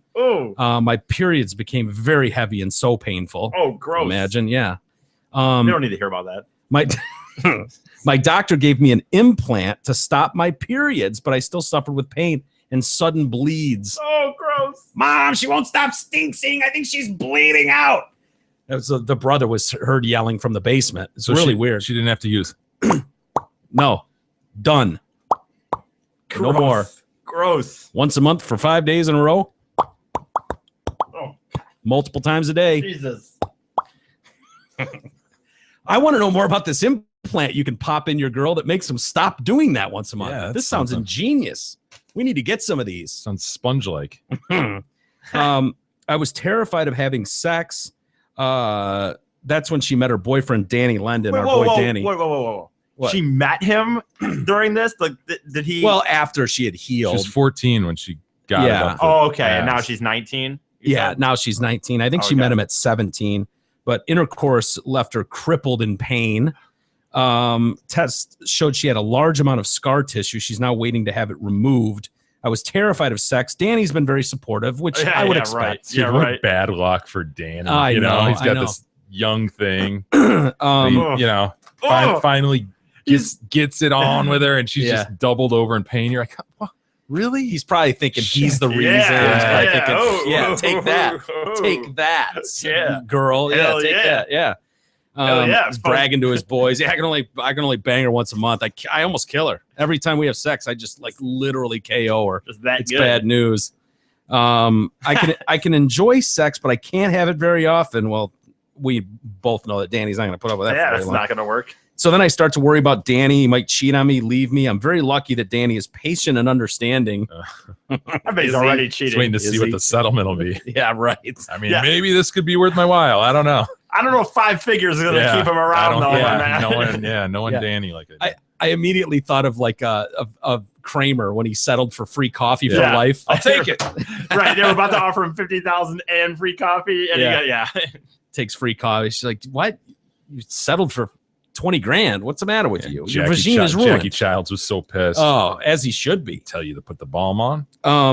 This is this is where this is my moment of the story. Uh-huh. Oh, no. This is There's always one. Yeah, There's- come on. yeah. some If sappy a story's bull. well written, it's one of my favorite parts of the story when you get to the moment of it, and this is that moment for me. When she's talking about Danny and how patient he's been. Yeah, I bet. This has made our relationship much stronger. Has it made your relationship much stronger? As he awaited the settlement, I predict it's not going to remain very strong. I'm sure Danny feels the same way, getting it once every 3 months. That this has made the relationship much stronger. And the thing is, as God, there's already going to be 2 Seinfeld references, but as when George had the time when his girlfriend had mono and she couldn't I've have lost they you. no, I but don't know the where point you're is they going couldn't with have sex for a little bit, and he's like, he started thinking straight. Well, he was bummed. He's like, yeah, I could go with no sex for months. It's the problem that I'm with this girl now. I can't do it. So like, you know what I mean? The idea, like he might not get sex that often anyway, but without a girlfriend, there's a chance that he could get it every night of the week. Yeah. There's no chance if he sticks loyal to this girl. Yeah, that's true. It kind of came around, right? Yeah, Danny's locked into once every. Yeah, okay, I get it. Mm-hmm. Well, not took the long way around, but I've never been the one to do the fastest way, Jay. Never, not as a crow flies kind of guy, are you? Real quick, I want to say something. This is because I just fucked up, but we didn't talk about it at the beginning, so I want to restart it next week because this is bullshit. Because we didn't bring this up at the beginning. The idea of me not saying your name. Yeah, we need to restart it when we say it. He realized that was the first time he said it. Yeah. Listening. No, but we didn't say it. At the I thought he was going to make it. I thought he was going to make it. In fact, I made a note here. On my first email. I was going to say E has earned his $10, but no, instead E owes. No. That's bullshit. We're starting this tomorrow because we didn't freaking on Monday. It's better to start a fresh week. Okay, just like that's fair. That's fair enough. And what did he just say? I'm sorry. I said Jay. I said Jay. I know, but how did you say it? I said, what did I say? I don't know how I said it. But the second I said it, I realized it went right over my head. Yeah. We're gonna need listeners' help with this. That's I was Jay listening. And I miss it. I'll show. You know what's funny? I almost was gonna say something at the break off the air to you. Hey, we didn't bring this up, so I mean, I don't think I've said it, but I'm not freaking counting. No, wait, you said it earlier when you referenced Jay and Eric and Jay. Oh, you're right. Yeah, I didn't notice that one. I didn't either, but well, okay, you're right. Obviously, I did. We're going to need listener help with this one. We're starting Monday because that's bullshit that we didn't. Whatever. The family took legal action against Pleasure Beach, who awarded Shelby a 5-figure sum in compensation. Her settlement includes money to cover possible treatment in the future when she wants children. How is that going to cover that in the future? I mean, even if it's $99,999, right, which would technically fall under the 5-figure settlement, that I wouldn't think that'd be close for pain and suffering. And it seems like there had to be a contributory component to this. They had to have determined that they jumped over a railing or were trespassing. But other kids are playing in this fountain. But that doesn't mean it's okay. That doesn't mean necessarily that they're not all. Yeah, dude, if you have a pool, though, you have a responsibility to keep people out of it. Well, like maybe they did. I don't know. I'd like to see what physically the setup was, and because that was going to be my question when you were done with the story. So how is this thing set up? Are there rails? Are there fences? What? Because a thing that shoots 200 feet in the air and that could do that damage, 250 stitches to the buttock region, and vagine and taint. Yeah, I mean that's brutal. It is brutal. There's got to be more to this story. I can't believe that anyone in charge of that area would have been okay with kids running around that, knowing how powerful that is. Unless nobody's ever dealt with that and has never thought. About that. But that's their extreme power to shoot something a couple hundred feet in the air. And we've seen those fountains. They're in Vegas everywhere. But I was trying to think of it. Do those Vegas ones have things around them? I think of. Are you talking about the Bellagio? Yeah, like the Bellagio, or must be set off somehow, that's like not publicly accessible. What? I mean, yeah, there's definitely. I mean, it's in a water. It's in a big lake, I guess. Is that the one at the end of Ocean's 11? There's no real way. Yeah, you could jump in there if you wanted to. Though there's not security. Don't they have those on that. Belle Isle? I think of fountains like. You see those. I don't think that they're like guarded. No, they're like this. Here's a picture, Jay. Of this you one, see them in malls now, right? I mean, but not with that kind of power. You're just talking about the little drippy ones that go boop.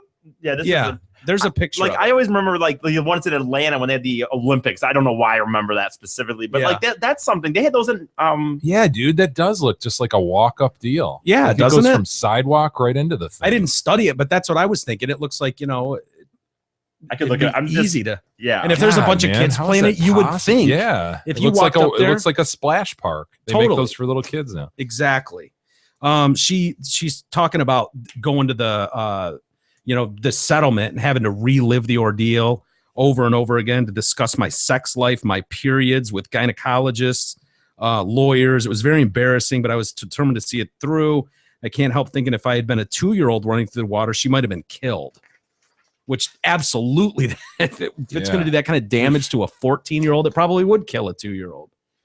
But I want to know more about this implant you can pop in a chick to make them stop. Avoid the. Yeah, I mean, dude, that's be nice. Awesome. Hey, game changer. If you look, dude, so this is a video of these things. I mean, that's That's the park right there. Yeah, you can walk right up to it. It looked to me like it's a And then park. it'll go off and you could walk through, right? Which is what happened. Yeah. But that's it? I mean, that does not look that powerful to do that sort of damage. But see the big one's off right now. So if she walks through the middle and then that thing shot up 200 feet in the air. See how it's off right now? Yeah. And she's playing around. They're all splashing around. And then all of a sudden she's over the middle of Puts that. her And ass then right over it. boom, that thing goes up. And Maybe you know, that video of her like just kind of kneeling down, getting it right over, sitting knowing right it was on coming. it. Yeah. She could have been. And maybe that's where the problem. But I would just think that kids are going to do stuff like that. And Well, you it looks to me- almost have, An attractive nuisance.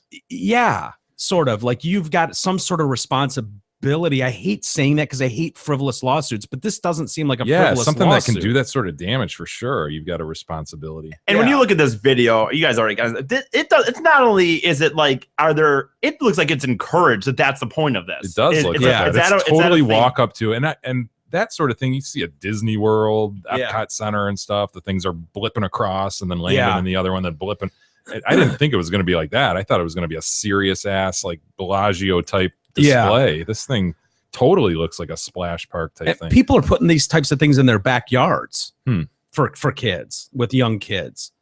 These dream backyards, they'll put these splash parks for the little, probably sweet pie's age to go Yeah. traipsing around. Yeah, in. you're seeing those more in public parks. Like I remember Yeah. there was one down in Canton. They have like a rubber Yeah. base and but yeah, so they've got I think they've got caps on these now or something so that you can't, and they've got security there So round it the won't clock blow up your vagine. so it won't absolutely destroy your shit or Wreck your vagine. rectum.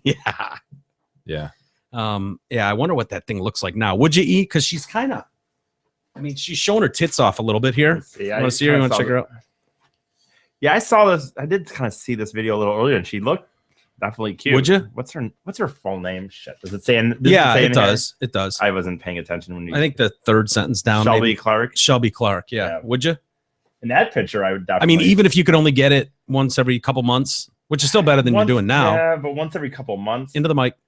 Here's the problem again. It's just what I said. Like, even though I think that maybe my chances are not good to get it more, there's a chance. And if I knew that that's all it would be, that'd be kind of tough. Again, I'd love to know what happened to her mouth. Like how that got injured. Yeah, it's So not drastically- explained. That It- whole piece of the puzzle. Yeah, And it must again, be internal because the picture I'm looking at, her mouth looks fine. 'Cause- So Yeah, I'm a little confused. That is the poorly thing. written story, but whatever. if she was, Maybe that's the gap in her argument right there. Yeah. I said, well, that under questioning and deposition, she had to admit nothing wrong with my mouth. Well, I'm gonna. You know ladies and gentlemen of the jury, is there really, really a serious injury to the sex life?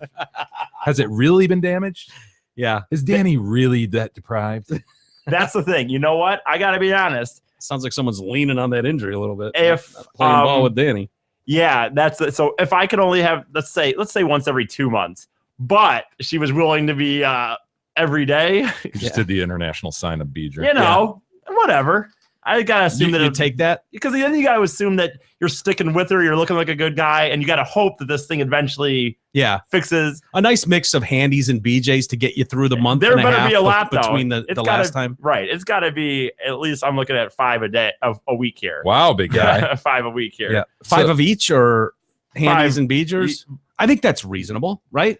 5 Yeah. handies, For a 5. 19-year-old? Because I don't Yeah. consider that Oh, because for a 19 that's not as good as the main course, of course, right? Like, it's good, Yeah, it's but not. it's not. So you're going to need more of So it. if she's Yep. and if she's got this little situation, yeah, you know what, I would if she'd be willing to agree to those terms. 5-to-1 ratio. Yeah. Mm. So you personally, how are things going, man?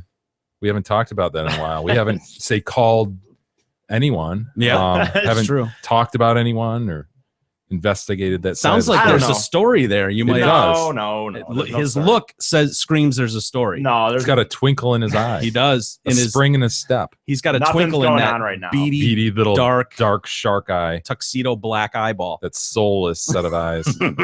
They look right through you. Nothing's going on right now. Nothing to Nothing? speak Got of. nothing? Nothing to speak of. Any texting, any groundwork being laid? Nothing. I'm not gonna say no. Oh. Give us your phone. What's his No, name? no, What's no. it? Who's this new guy? We need to meet him. We need to vet this guy. Who's Prince Valiant? I'm not saying nothing. No. All right, we'll get it out of him soon. We'll find out who this lucky gentleman is. Find out what the story is here. You're not gonna hold out forever. A lot of stories like this one are getting overplayed, but I think this one's good to mention. See what you guys think. We got a former Florida teacher, and I unfortunately say former because I think you know what she did.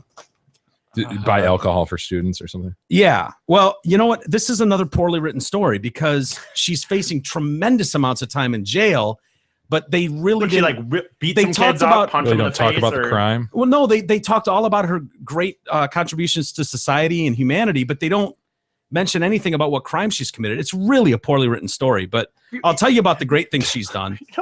What? Never mind. I should tell you this off the air. Never mind. Just leaves the reader with more questions than answers. Absolutely. She's accused, or I don't know why they use the word accused again, like they did in yesterday's story, of repeatedly having sex with at least 3 students, and she's pled guilty for some reason to 3 dozen unrelated criminal counts. Huh. Weird. Jennifer Fitcher is her name. She's 30. She was set to attend a pretrial hearing this morning, but instead she pled guilty to all 37 counts of unlawful sexual contact with a minor. I don't know what. Following that. Each charge carries a maximum of 15 years in prison. Dude. 15 times 37. Is that how I'm reading that? Wow. Yeah. She's going to be sentenced. Sentencing is scheduled for July 2nd. She taught English in Lakeland, Florida, but was fired after her arrest last April. She had sexual relationships with at least 3 17-year-old students. Awesome. One resulted in pregnancy, which she terminated immediately. She terminated immediately in her defense. So I know I've said this before, but so you're doing it, and then it's like no condom, and you're just letting her finish inside of her. Like I know. Doesn't she Teacher of know- the Year award. doesn't she know how things Absolutely. work? Like, She's letting kids bareback it. This is She's these amazing. guys' teachers. She is these guys' teacher. Right. She's banging her students. And that's the thing that strikes you as Yes. odd that she get pregnant or yeah, not. I feel like still you might be She's like, not let's at least thinking use clearly. some birth control. Maybe Can't that's explain crazy. maybe that's what she did wrong. Are abortions illegal in Florida? See that again? Maybe that's what's the problem, that she had some unsanctioned abortion in Florida that's making her face all these counts. Fitcher had, they said she still faced charges in another county where some of the encounters with the boys took place. She was initially arrested in April after one of the kids mother found intimate text messages from the teacher on her son's phone. She was charged then with 6 counts of unlawful sexual activity with a minor, charged with 20 more counts in June when a second student came forward. The victim was 17 years old, and when Fitcher started inviting him over to her apartment where they would cuddle on the couch and watch TV, boring. they went on to have intercourse about 20 times for 7 months, sometimes in the boy's bedroom while mom was away. 20 times. Yep. Fitcher was later hit with a dozen more charges when a third student contacted police saying that he and Fitcher met for sex 3 times in the parking lot of an apartment complex and then 3 times near the Tampa highway. Let me ask you that. What do you think about this? Like, when this is going down, now these other kids, not quite sure why they're turning her in, but whatever. But so if you're banging the teacher, if you're the one kid, and then the story comes out, and then another kid, and all of a sudden you find there's 3, are you like bummed by that, or are you happy? But you know what I mean? Are you like they're going to the guys and like hell yeah and fist pumping them, or are I you don't- like shit? Depends she's- on who the guys are. I think. Yeah. You know what I mean? If I found out it was Jay, I'd be like high five. If I found out it was you, I'd be furious. Yeah. You know, You it's came just after him. yeah, that's that'd ruin you. unforgivable. Then there's a Unforgivable. real victim. Yeah.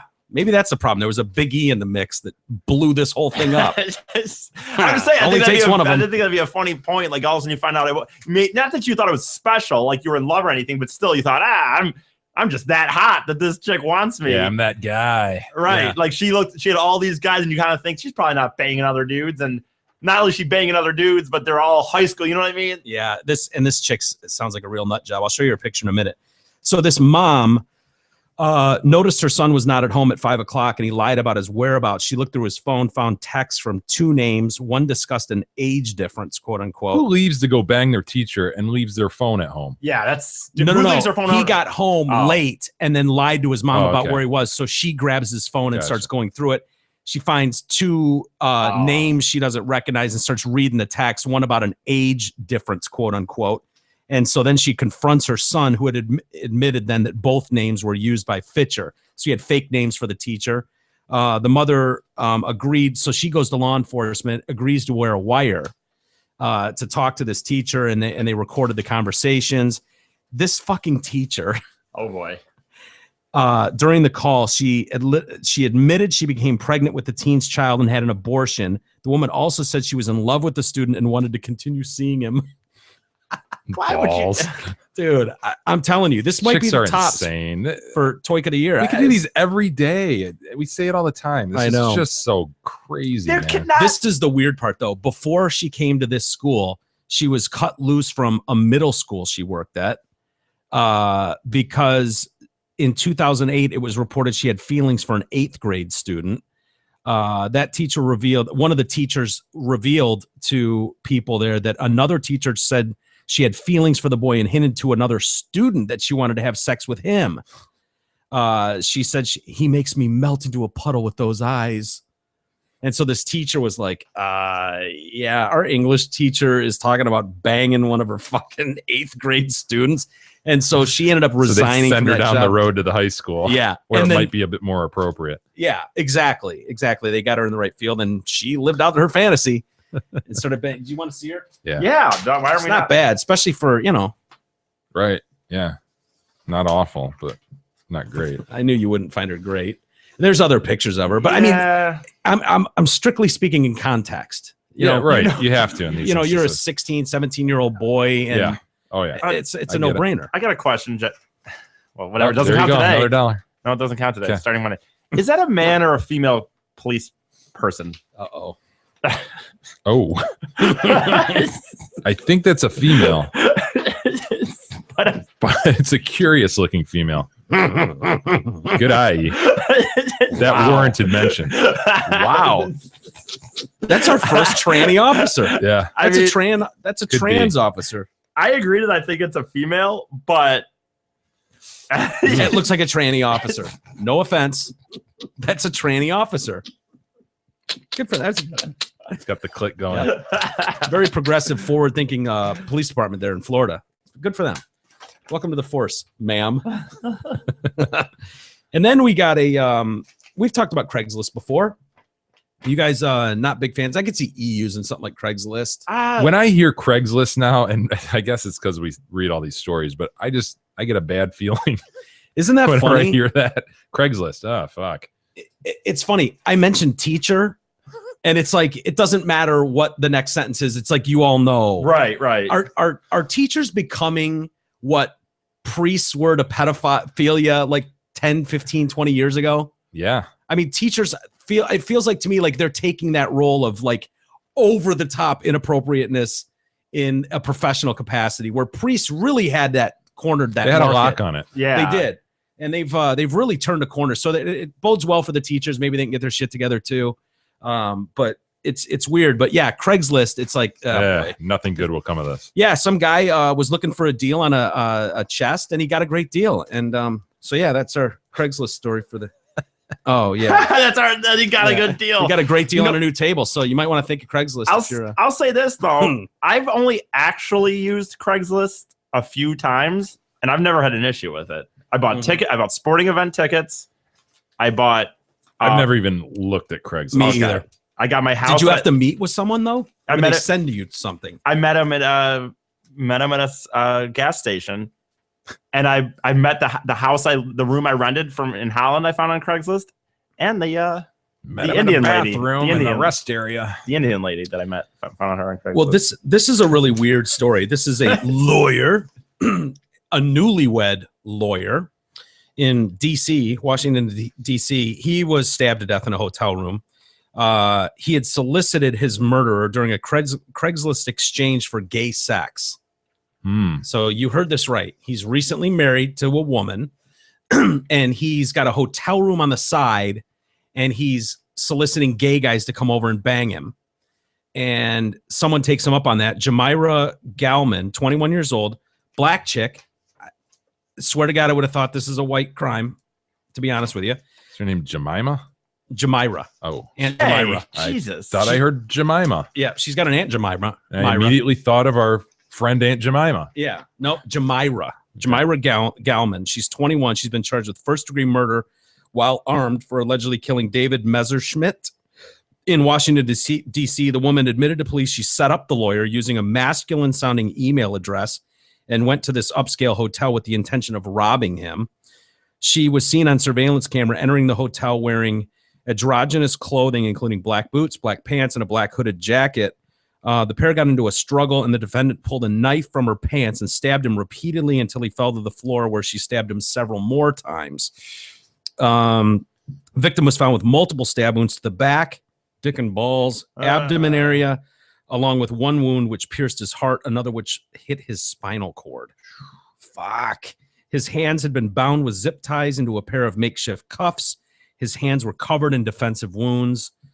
What a gruesome scene. I wonder at what point during this struggle do you have this overwhelming sense of shame? Like, oh my God, I'm going to go down in this heap dead, and they're going to know what I did. Yes. My new wife, you know, and just my whole legacy. I mean, think about that. For that woman, Jay, that's honestly like you marrying Gab and then having a secret hotel room that you meet up for gay sex with guys. Like, this woman is blindsided by this. It's crazy. And he's like, you're talking about a white collar dude, God, I'm prominent so glad attorney. I'm not that sex obsessed. You know what I mean? God, or you that gotta in be bad denial about what you're into, that you're trying to fake this other life. Right. Like, clearly that's like a beard scenario. Or maybe he's into both. Yeah, he's maybe into some strange dude. Yeah. Messerschmitt had texted his wife, Kim Vung, at 7:45 to tell her he would be home in an hour after leaving his office. What's the wife's name again? Kim Vung. Ooh, me sorry, me no speaking Chinese. What's I'm wrong? telling you What? that all you do at least once a day is search some fucking Asian Google or something. What do you? for stories. How would I do that? How would I do that? I don't Did know. I just happen to search? www.asian.google.com. I want to see your fucking thing, and it just says Asian stories or something, just so Jay can hit his 3 buttons. He married an Again. Asian woman. What is Jay? What? What'd you say? What do you have on him that it's like your big deal to hit these 3 buttons? Yeah, are there meetings that I don't get here? It's like, now do we have any Asian stories today? My God, we need if we don't want to have 5 on backup. We scan the globe, okay? I got you, but And the bottom line is I mean, a we don't large get all part of- of our globe is covered by Asia. we don't get a lot of Brazilian stories or African stories or They just go by you. You don't even notice. Had Them. a South African one yesterday. You Yep. didn't notice, did you? Yep. Trevor Noah. Yeah. The whole point. story was South African. Yep. And if I had a South African drop, if you, the producer, were doing your job, speaking South African, if you were doing your job, you'd be scouring everything, trying to find me a good South African drop, you son of a bitch. Yeah, E, this is I your will make- fault. okay. This is your fault. I'll make it my new life's work to find drops for all ethnicities. Be helpful. That would be a I great service to appreciate this that. show. I am going to do that. I'm sorry, I don't speak I South I African. can't find Be a Chris great Farley. Well, Chris, I mean, it's going to be hard to find a new Chris You don't Farley know, drop. but not with that I'm attitude. Sorry, I don't speak Chilean. I want them all. Okay. Just like that, can't they be? I mean, Botswana. I'm sorry, I don't speak Botswanese. I'm just going to come in here one day and I'll just record them over. It's- That would suffice if I just had E going, I'm sorry, I don't speak Botswanese. Trinidad and Tobago. I did a report on Trinidad and Tobago one. Come on, try it, E. Antigua. No, I'm not going to say it now. I'll come back in my off time and lay some down, I guess, on track. me sorry, me no speaky. Go. Taiwanese, I don't know. Taiwanese. Taiwanese. Thought we covered that yesterday. So he texts his wife, Kim Vung, to tell her he would be home in an hour after leaving his office. He never returned. The next day, he was found dead in his hotel room with various credit cards strewn about. Among the items recovered from the room were... Double dong. Nope. Good guess. That's a great guess. It's not on the list, but Use condoms. ding. Really? Yes. Nice. So he They don't say used, but just condoms. Yep. E? I don't know. Come on. Survey says Butt plugs. survey says No. butt plug. No, I would have given him that for double donger. I would Oh. have just said, yeah, That's close not enough. the same thing, though. Well, No, it's not. you would know. Well, either way. A computer, Yeah. condoms, Yeah. lube. Oh boy. Oh, duh. Duh. I know. That's a Right. Cell He's like, phone. that's a no-brainer. Duh. I know. Cell phone, which you would expect. And then there's one thing on the list that I don't Wouldn't think you would have expect. guessed. Toothpicks. An enema kit. Oh my goodness. Yeah. Didn't see that coming, did you? No, Although but it makes a lot of sense. It now. does, doesn't it? Kind of does. In context, it does. Fingerprints were found in the room. Investigators discovered that Messerschmitt had posted on Craigslist back on February 9th, soliciting responses from other men using DC Guy 456. Dude, how deviant. You show up to meet a dude that you think you're meeting a dude from Craigslist with an enema kit. Yeah. I'm sorry, but I just don't get how you can either. Newlywed, his wife's waiting at honestly, home like with dinner. how is sex that important to you? I don't know. That you go there. I just don't get it, man. And then on Craigslist of all things, like you just go hire a gay hooker or something. Like there's got to be like, what's the Craigslist? I know. It's a crapshoot. You don't know what you're getting. That's part of the excitement, I guess. It right? must be. You're right. Spinning that roulette wheel. You don't know what's going to walk in that door. But to be overpowered by a chick pretending to be a dude, like I know. Again, the shame that must have just I mean, overtaken him. He told the individual his room number at the hotel, gave a meeting time of 7 to 7:30, and then she showed up and the door was wide open, just waiting for Mr. Right to come sauntering through that door. On a search of the woman's apartment, police found the knife, black boots, gloves, and a pair of zip ties. This is the weird part, though, as if it's not all weird, but she attended the Forestville Military Academy in Maryland. She'd been an exemplary student, graduated in 2011. Her mother said that her daughter had never been in trouble before and had an ambition to join the military. Yeah. Last week, Messerschmitt's wife gave an emotional speech asking for help finding the killer before they knew who it was. The world has lost a very good person. David's family, a son and a brother, and I have lost everything. My husband and my best friend. In one day, I lost the most important person in my life and the man I love so much, and I have no answers. I don't feel like Chinese tonight anyway. Yeah. What does that have to do with the story? He did attend Ohio State. I'm not going to hold that against him. I'm not going to say that had anything to do with this, but he did go to Ohio State. Ooh, doesn't help. He did meet his wife there, too. I know, it doesn't help the story. It doesn't help the story that he went to Ohio State. Starting to feel for the victim for a moment there. And then, isn't that, this is weird, too. There she is. Okay, the wife. Yep. The wife and husband, the happy couple. Yeah. We'll call them the happy couple, the Messerschmitts. Newlyweds. God, they just look like got it all together, don't they? They have it all. And then that it would appear, Jay, she's not that bad. That damn closed circuit TV caught her. Look at her looking at right the at the camera. Walking out going, shit. Uh-oh. Is that thing on, man? Dude. Brutal.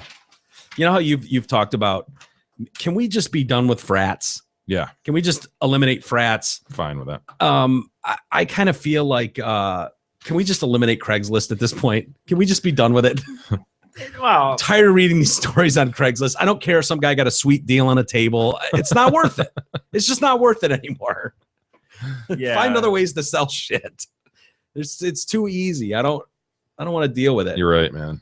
There was another, these frat stories keep coming out. I was watching last week about those kids on spring break, and some kid grabs a live hamster and bites its head off and then spits the head out and chucks the fucking mouse. Dude. Chucks the hamster, thing squirming in his hand. It's fucking disgusting. And he's being cheered on by everybody. You had hamsters, yeah, didn't you? You ever just hand a hamster a sunflower seed? Oh, guy just adorable. Cheeks it. Hand him another, cheeks it. They'll do like 75, 80 sunflower seeds. Really? Yeah, their cheeks will be this big. It's a lot of fun. And they grab them from you like they're little monkeys. Really? Yeah, you can just hand them a seed. They'll be like, and what do they save it for later? Yeah, they put it in their cheeks and then they run over to where they store their food and they push it out. Seriously? Yeah, it just comes gushing out of their mouth. We need to rerun some Kickstarter funds. We need a couple of these little bastards. Look at these little poos. Look at these little poos. I told you about the time we found a hamster on our porch, right? The neighbor, Dave. Yeah. Let one go.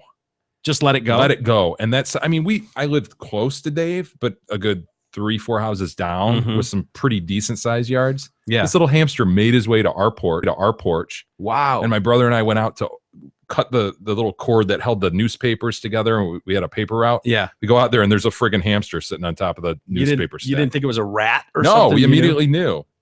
And that's a domesticated golden hamster. Yeah, so we took it in and kept it. Why did you ever confront Dave? How did the we hamster talked tell about you? it. We talked about Did he tell you that? Yeah, fucking Dave. I from down there. No, dude. Dave kicked me out of the house, man. Help a You brother mind out. taking me in, man? No, we took it in and then we talked about it at the bus stop. And Dave's like, "Oh yeah, I let a hamster go like last week." Like, well, that's obviously it's the hamster. Yeah, he wasn't a runaway. He was Yeah, just discarded. It's a badass hamster though. He's a good little guy. Was he? Yeah. Did you ever get any fucking reason as to why you would just terminate a relationship with a hamster? No, he's just he's kind of like that. Yeah. I really didn't have to ask that question. Just, Yeah, you knew. oh, Well, at least of he got a cour- good of home. Of course, you let your hamster go. Yeah. Did you rename him at least? I think that one was named Cleo. We had several Yeah. little. Yeah. You had quite the gerbils farm and- at your house. You had rabbits. I had a rabbit. Yeah, he was cool. Yeah. Derek had a lizard next door. Sid Vicious. Sid Vicious. Yeah. Well, Sid lived with us when we lived in Dearborn. Too. That's right. That's right. And Sid- I think he lost Sid for a while. he lost Sid. Yeah. You guys have told that story Yeah. before. Yeah. Did we? Yeah, about Mhm. being in a tree. Put him or on a s- tree to yeah. wash his car, Yeah. and he's like, "Well, Sid's gone. Guess he had a better idea." I'm like, "No, dude, no. You got to find him. We're in Michigan, man." Yeah. You can't just let Sid go. You have heat lamps on him. His little cage. Yeah, couldn't find him. Uh, Gone. God, I want a Sid Vicious. rabbit. That'd be cool. He was cool, but he liked to. Was that Bun Bun? Yeah, Yeah. he liked to toss all over the place. He'd get all excited and he'd jump around his cage and you'd be like, "Oh shit, watch out!" And he'd just toss, Really? Yeah. Toss. Like you, where it Yeah. lands, it lands. Yeah, it flies where it flies. It lands where it lands. Masturbate? He wouldn't like grab his little bunny weenie. Right. He'd just jump and like it would go. Ah! Animals doing that is so weird Ugh. for some. Did you guys ever see that video that circulated? I don't know, a couple months ago with the turtle. No. No. Pull it up over here. Turtles banging. No, turtle. Turtle coming or finishing or something. You'll find it. Does He's he just have a look on his face like you're like, "Oh yeah, Yeah, you'll that's see. what he's doing." You'll see. You can only imagine that little old man like face. It's like, I'll show you. yeah, it was gross though. That he was a cool bun, but that Would you do that whole anything? thing- Would you like have to scratch his hind quarters No. or something to you get him just go, going? "Hey, bun," and he'd run up and just get excited, and you'd be like, "Oh shit, here it comes," and you have to jump back 15 feet. Really? It was gross. Wow. Is that it there? I mean, this is from 2011 though. That could be. That could be. It says turtle having orgasm. Yeah. Let's go. I'll just I haven't looked at this though. No, in any that's okay. capacity. Just Point pull it at up. Pull it on the other screen. in the You can't hold it upside down, Elizabeth. Here, well, It's I'm not okay. There, just shut up. Speedy. Oh, and now it looks like it's opening. Oh, They're like, what is this? oh my! And it's got this little suction thing in it. Down. What's the suction thing for? God damn, what is that son of a bitch? That's his pee-pee. My God. Oh God! Jesus. What's gonna happen? That's just he's excited. He's excited. Shit, what you gonna like the second time sick, If dude. he shoots I know. on me, I'm gonna be pissed. Oh my There God, it look goes. at it. Oh, Oh my God! I gotta get my reading That's glasses a on. turtle Put it out, pee-pee? 14 Yeah, inches watch. long. Oh God, there it Oh, goes. oh my God! See, there it goes up inside. Speedy! We're impressed, dude. Oh my God! I'm recording it. Sick. We should pet him on the head. See what Oh, he Looks like just a came. snail. It looks like He just I know there's all came. kinds of like goo. there's like white stuff. God, that I tell you what. Here at the Lorinos, I Oh am my messing with it. Oh, he's got this really interesting little like horn on it. Look Did at you that see noose. It's like to turn on Ugh. the ladies. That was the pre, by the way. No, wait, I'm not finished filming it. Hold Oh on. my! He's just rubbing it on the ground. Yeah. Oh You yeah. should see it Is from this over gonna get it here. off? Oh my God! Oh. Okay, he's done. Dude, what? Here. How do you know? Oh, they're laying on the ground. Yeah. Their Oh, yeah. faces down by it. Nope. Oh, sick. Look at that. Oh my gosh. Oh, what is it? What is that? Oh my goodness. What is it? Look at that son of a bitch. He's proud. He's proud. He should be. Oh. His head. Look at that son of a bitch. Look at that son of a bitch. Is he? Yes. Dude, this is probably a, I don't I know, think that's turtle cum. 18-inch around shell. Or Yeah. 18-inch 40-pound diameter. turtle. Huge turtle. Look at that. Look at And he's got his him. hands in it. Shit, no, there's more coming out. Oh, that is so gross. What do you say? That's a quarter cup? Yeah, at least. he stuck that up inside the lady, you hear him? Ugh. He's making noises. Yeah. Now. He's got his hands in it. Dude, I would never guess a turtle panoose looks like that. No. It looks like a dish. Yeah. It swells up like a saucer. Look at him just dragging along in the mess. That is so gross. Yeah. look at him there petting that poos. Look at that poos. I love that the guy's face was right down by it. How old is he? Jesus. I never seen that much cum. How old is he? I know this conversation. Wouldn't you just be dying laughing, like Yes. rolling on the ground laughing? Dude, These if are you like, saw my that goodness. in person, oh, I know they're treating it like that's a lot of cum. How much does he? How would he even know how much cum is for a fucking turtle? He's like, that's I a would lot of still cum. be on my back laughing my ass off in the grass right now. I would be dying laughing. Yeah. And these people are just like, oh, wow, I'll be damned. What is that? I'll be damned. What is that stuff right there? That white stuff that came out of his penis. Elizabeth Ann, have you ever seen anything like that? What is that exactly? It's a good quarter cup. I swear to God. I don't Yeah. think that's an exaggeration. And who knew a noose could look like that? I Yeah. had no idea. God, what a strange creature. He does look proud, doesn't he? Look at that Yeah. son of a bitch. He just dragged across the ground. Yeah. Wouldn't that be nice? Yeah. Well, you know what that's about. Yeah. just start dragging yourself across the ground. God damn it. Oh, man. Well, what do you want to do here, Jay? We're running out of time. We got a... Well, first I got to tell you, at Zot Ford, Okay. it's as easy as 1, 2, 3. Right now, you can lease a 2014 Focus or a 2015 Fusion or a 2015 Escape for just $123 per month. You heard right. $123 gets you a new Focus, Fusion, or Escape at Zot Ford. Maybe Big E can't count to 3, but at Zot Ford, the math is simple. Listening to the Detroit Cast equals amazing deals for you, your friends, and your family. Check out the deals and massive inventory at ZotFord.com. That's SZOTT. It's as easy as 1, 2, 3. Clayton Osborne.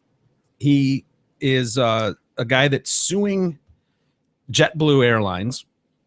Okay. He's a pilot, and he claims he had a seizure while flying a plane in 2012 that caused him to hallucinate and experience paranoia.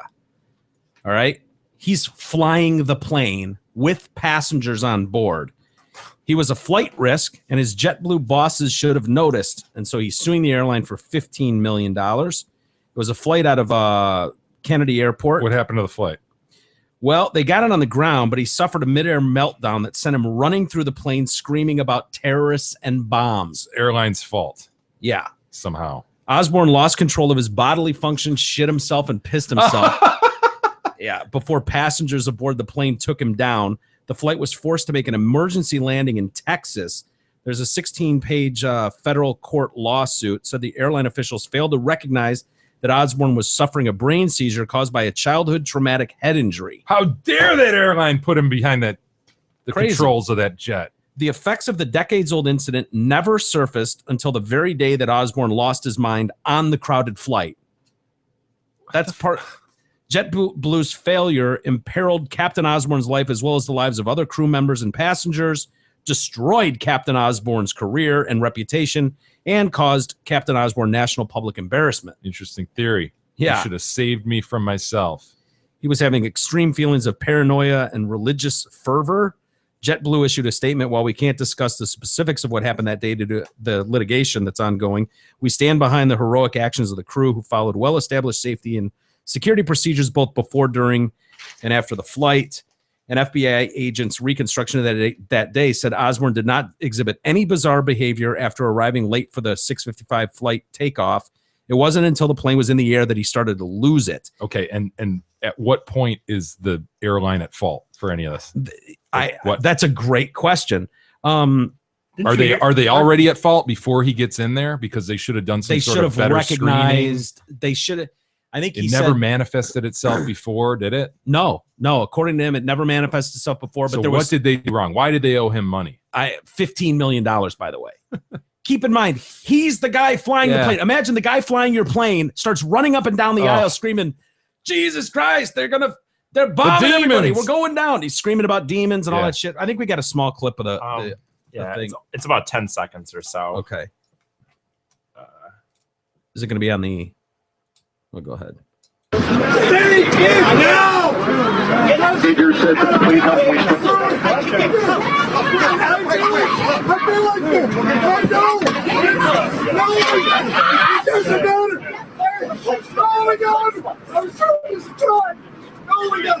Did he say, oh my God, I'm so distraught? Yeah. Can you imagine being on that plane? No. Pilot comes booking out. Yeah. I'm so distraught. Freaking out, trying to get in the overhead bins, right? Dude, he starts screaming at air traffic controllers over the radio, speaking gibberish and sprinting up and down the aisle. This isn't on the ground taxiing. This is in midair. Pray fucking now for Jesus Christ, he shouted at one point before ranting about 9/11, Iraq, Iran, and terrorism. We're all going down. Damn it. What a nightmare. I can't even fathom that. Your pilot. We've all seen pilots on a plane. Like, that's just insane. He was earning more than $300,000 a year as a pilot, by the way. Nice. I didn't know pilots made that much. You know, sometimes bad shit just happens to people. And sometimes, you know, you can't get money out of it. Yeah. Unfortunately. And I think people have to realize that. Yeah. Shit just happens. And sometimes it's not really anyone's fault, like with a deep pocket. Yeah. And you just got to go, fuck. Yeah, that was shitty. That happened to me. Yeah, I'll go deal with it and recover from it, and come back or do something else. Try and else. Get my career back. People love second chances. You know, unless we're missing something major here. No, what the fuck is the airline supposed to do about that? Yeah, how can they be liable for $15 million based on you going out of your fucking mind? Yeah, in the middle of a flight. And again, there might be something we're missing in terms of could this just be before opportunistic lawyers? Dude, grasping at straws. Well, that's the problem is a lot of times people will go, oh, bad shit happened to me. And then they go and they search around and find some lawyer, bottom feeder some lawyer. Dude, I'm take a flyer at it. What the hell? Yeah. Make some sort of legal theory out of this and throw it at the wall, see what sticks. And if we don't ultimately win, at some point maybe we could settle and I could get something. Yeah. And they're willing to take a few grand or whatever. Yeah. Make it worth their while for a few hours of work. That's crazy when you think about lawyers. You know, here's some 14-year-old girl gets her asshole and vagine torn open like Vader hit it with his fucking lightsaber, and she gets a 5-figure settlement. This guy goes bananas on a plane that he's flying. Right? I mean, I would think the passengers would be suing JetBlue for absolutely. Can you imagine the emotional distress of those people? Your pilot runs out. Not the co-pilot. Not the fucking flight attendant, your pilot. We're talking about the guy. Yeah, we're just approaching 30,000 feet. We'll be coming in for landing here in just a moment. That guy is yelling, I'm so distraught. Pray for Jesus. We're going down 9/11 terrorist bombs.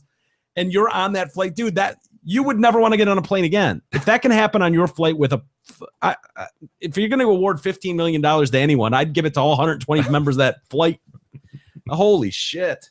It's insane. Well, should we do one more before sure. All right. This one we got a mom of 8. Oof. She's put her husband on a lifelong sex ban. Oh God. Yeah. But still lets him live under her roof because she doesn't want anyone else to have him. Oh, fuck. I know. Her name's Haley Mulholland. She discovered her husband was cheating on her, Kevin. He took a lie detector test on TV on this ITV show, Jeremy Kyle. I'm assuming this is overseas somewhere. Despite his infidelity, Haley still lets Kev live in the same house as her, although he has to sleep on the living room sofa. Haley monitors her husband's movements, checks his phone. Doesn't Kev have a different idea? I mean, maybe, I don't know. Leave. Yeah. Bye. See ya. Yeah, exactly. She checks his phone, even sniffs him to see if she can smell other women's perfume on him. I might not want Kev, but I don't want anyone else to have him either. She doesn't want Colors by Benetton coming home with him, right? Yeah. God, I love the smell of that shit. I know you do. It's a good smell. I keep tabs on his phone and on his Facebook. He swears he's staying true, but I couldn't trust him as far as I can throw him. Over the past few months, I've become quite the detective. Oh, you have? Yeah. I've become quite the detective. Bitch. So far, she's found no evidence to suggest he's straying again. She refuses to take her husband back of 15 years. While we're not divorced, we're not together. There's no kissing, sex, or anything like that. Though Kev's tried his luck. He creeps into my room saying the sofa's giving him a bad back and he needs to sleep in my bed. I just tell him where to go. The other night he started stroking my thigh. I slapped his hand away. This body is well and truly out of bounds. Bitch. Dude, I gotta be honest. I know for one, he probably found the reason why he was cheating. And two, you know what I mean? Like, this didn't, he was cheating, but do you think this girl just all of a sudden got crazy? Yeah. You know what I mean? Like, Yeah. She was probably nutty long A little before. glimpse into her personality for sure. Yeah. A month before they were going to get their marriage renewed. Popular thing to do on Valentine's Day. How Oh, romantic. That is. Ugh. Renew your vows on Valentine's Day. How original. A month before the big day, I was onto the computer and noticed Facebook was still logged on to Kev's profile. I clicked on his inbox and discovered a message from one of our neighbors. Yeah, boy. One of the neighbors. Didn't we do a story about that a while ago where 30% or something you were saying? I referenced it. That I saw a survey that said something like it's a. Oh yeah, he was ripping on white suburbia. And, And how I think that everyone it's all a farce, right? So she goes onto his Facebook and sees a message from one of the neighbors, and one of the things just says, "Have you told her yet?" And so she's like, "My heart went racing.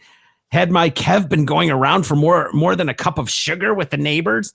The rest of their correspondence was harmless enough, so I decided to give him the benefit of the doubt. But just weeks after our wedding, I started hearing rumors about the two of them. I asked Kev if something was going on, but he denied it. That's when Haley started to doubt her husband and put him on a sex ban until he admitted the truth. Using sex as a tool. It's such bullshit, isn't it? Oh, as if they're not supposed to get anything out of it either. Right. Like you're banning yourself from it too, idiot. Yeah. It's just like, oh, I'm putting up with sex just to make sure he's happy. Gross. That's the point. You're right. If What someone a bummer, man. You're right. If someone's putting it on a sex ban, you're right. So she's not getting it either, which means how good was she really even when she was putting up with it? Yeah, dude. Eight kids fell out of that thing. Yeah. I mean, pretty pliable by now. Just saying. Yeah. I trusted the people who were telling me, so I told them no nookie until I get to the bottom of this. 2 years went by. I stuck to my word. We slept on opposite sides of the bed. Absolutely no touching. By the end, Kev was so desperate for sex, he suggested that they go on this TV show where they live, and he was going to take a lie detector test. So later they go, and there were loads. A couple nights later, I checked his Facebook inbox. There were loads of messages from this other woman. She was worried she caught an STD from him. It was absolutely disgusting. She went around to confront her neighbor who claimed her Facebook was hacked. Someone hacked my Facebook. Who is it? You know, as if some normal person, you know It's what I mean? a Facebook hack. Right. It's like that's a celebrity you could maybe throw. My Twitter was hacked, but just some neighbor down the street who's hacking that. And it's some mom down the corner Right. in the cul-de-sac. Someone's hacking her fucking Facebook. and writing like, oh, I'm having sex with your husband, or, you know, how's your wife going? You know, yeah. On the show, they revealed that Kev had cheated on his wife with their neighbor. So Kev storms off stage, swearing the results were fixed. But that evening, he finally admitted the truth. He said it only lasted 5 minutes, one time. But that didn't matter to me. Once a cheat, always a cheat. I knew we were over, but I didn't kick him out for the sake of the kids. Instead, I moved him downstairs. The little ones are none the wiser. I mean, Really? you're the only one that's married, but like this idea for the sake of the kids, as if this is the healthy solution. Right. Mm-hmm. He Yeah, claims I'm he'll sure they're show. not fighting or anything in their Right, I'm presence. sure everything's- passive aggressive. Kids have no idea anything's going on. Oh, yep. Well, mom and dad just sleep in different rooms now. Yeah. He claims he'll show her he's remained faithful by doing another lie detector test. For now, I'm happy being single. I don't see a man in my future, and I'll be damned if there's a woman in Kevin's. He's made his bed. He has to lie in it alone. Actually, no, he doesn't, technically. Yeah, I agree. Just leave. Bye-bye. I would be gone. So God, I would. can you imagine being tethered to something like that? Ugh, no, Feeling thank like, you. God, that's the rest of your life. with So that. stuck, and she's really, one of those women that really means what she says.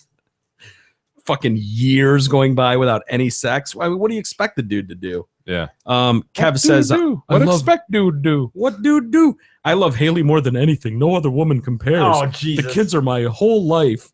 I'm still living in the house, so there's still love there. The fact that she's checking up on me tells me that she cares. Oh my God! What is this? Some guy who Yeah, it was I don't the even first, feel bad for him now. Right? Yeah. What's this? The first chick that he boned, and he just, you know what I mean? No, when he says the fact that she checks up, and she still cares. He's a weenus too. I guess I get. She's a bitch and he's Right. a weenus. Yeah, maybe they're She perfect was- for each other. Maybe they Yeah. didn't like sex anyway.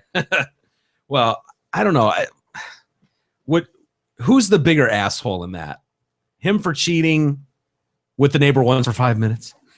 As if right, as if it was 5 minutes. Or him for getting, or her for putting him in a lifetime ban. It's a tough thing. I mean, I just don't know why you'd put up with that lifetime ban. You go, okay, you know what? I fucked up. It is what it is. That's your side of the story. My side is bye-bye. Like, seriously, who's gonna sit through that? I mean, he's probably the bigger ass for cheating. But you know what though? Man, I mean, look at what she looks like now. What was she really like all the time? Yeah. To me. Well, then you don't go ahead and have 8 kids with her. Yeah, So. I know he's probably the bigger ass in reality, but you know, once it's happened, right? I mean, hell hath no fury, right, Jay? He's in quite a pickle now. Mm-hmm. With his pickle. Oh. What do we got for email? We do have some email, Mike. Cameron writes in, lawyer, cult leader, and retard. Yeah, I'll take lawyer. I think I'm cult leader. No, too late. Each do it. Damn it. A few things to point out. Firstly, have you guys yet made the parallel between Big E and Porky Pig? When Big E gets all worked up about something and tries to fire off about 3 sentences at once, just happened, I don't know, 15 seconds ago. He sounds like Porky with this that's all, folks, bit.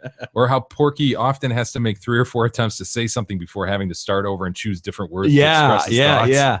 Totally. It's like, this one's not working, so I'm going to go down this easier path. Both of these characters offer up a series of sentence fragments and stutters, verbally tripping over their own words and thoughts. Mm-hmm. It's interesting. I'd not made the Porky connection. It's not bad. Sorry. But I'm sure we'll have a Photoshop. Somebody on Facebook will have his face on Porky Pig in no time. Coming through the That's All Folks rings. Yeah. Second, now that I've ripped on him a bit, I have to counter that with some praise. CE, I could have stopped there. I could have moved on and said, hey, Cameron, goodbye. You're a good person. No, you're a good person. Me, you know? Yeah. I'm counterbalancing. I have to counter with some praise. He says, people keep bitching about the best ofs being Big E heavy. I have to say some of the greatest moments of the show are when Mike and Jay, or Jay and Mike, if you will, have to stop. Jay and Mike.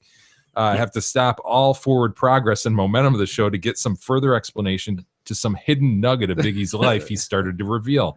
It's called peeling back the onion. Yep. I think the best example of this is the revelation of what went on in the back of the Astro van, or that Big E just lets it fly and it lands where it lands. I don't even remember what the fuck you guys were talking about leading up to that, but that whole conversation after that, trying to figure out what the hell is going on in his mind, or just what the fuck is wrong with him, and all the similar conversations are by far some of the very best moments of the show. Yeah. Last, I think when Mike is away, Jay and E should look at changing the outgoing music. Typically, we see Jay getting on E's case about all sorts of things, not speaking to the mic, hands down his pants, you're a monster, etc. But that episode without Mike, it seemed like Jay and E were just best friends, agreeing on almost everything, playing nice with each other and such. May I suggest, Queens, you're my best friend for any and all upcoming Jay and E exclusive episodes? You're my best friend. In all seriousness, keep up the good work, guys. Good luck at the upcoming podcast awards. I know I know I worked my ass off voting for you guys. Goodbye, BUI. Thank you. Yeah, thanks, Cameron. P.S. Are you guys going to try calling Mandy again? Yeah, we do have to call Mandy again. We will. E. Oh, Don't worry. Mandy. When you came. Mandy.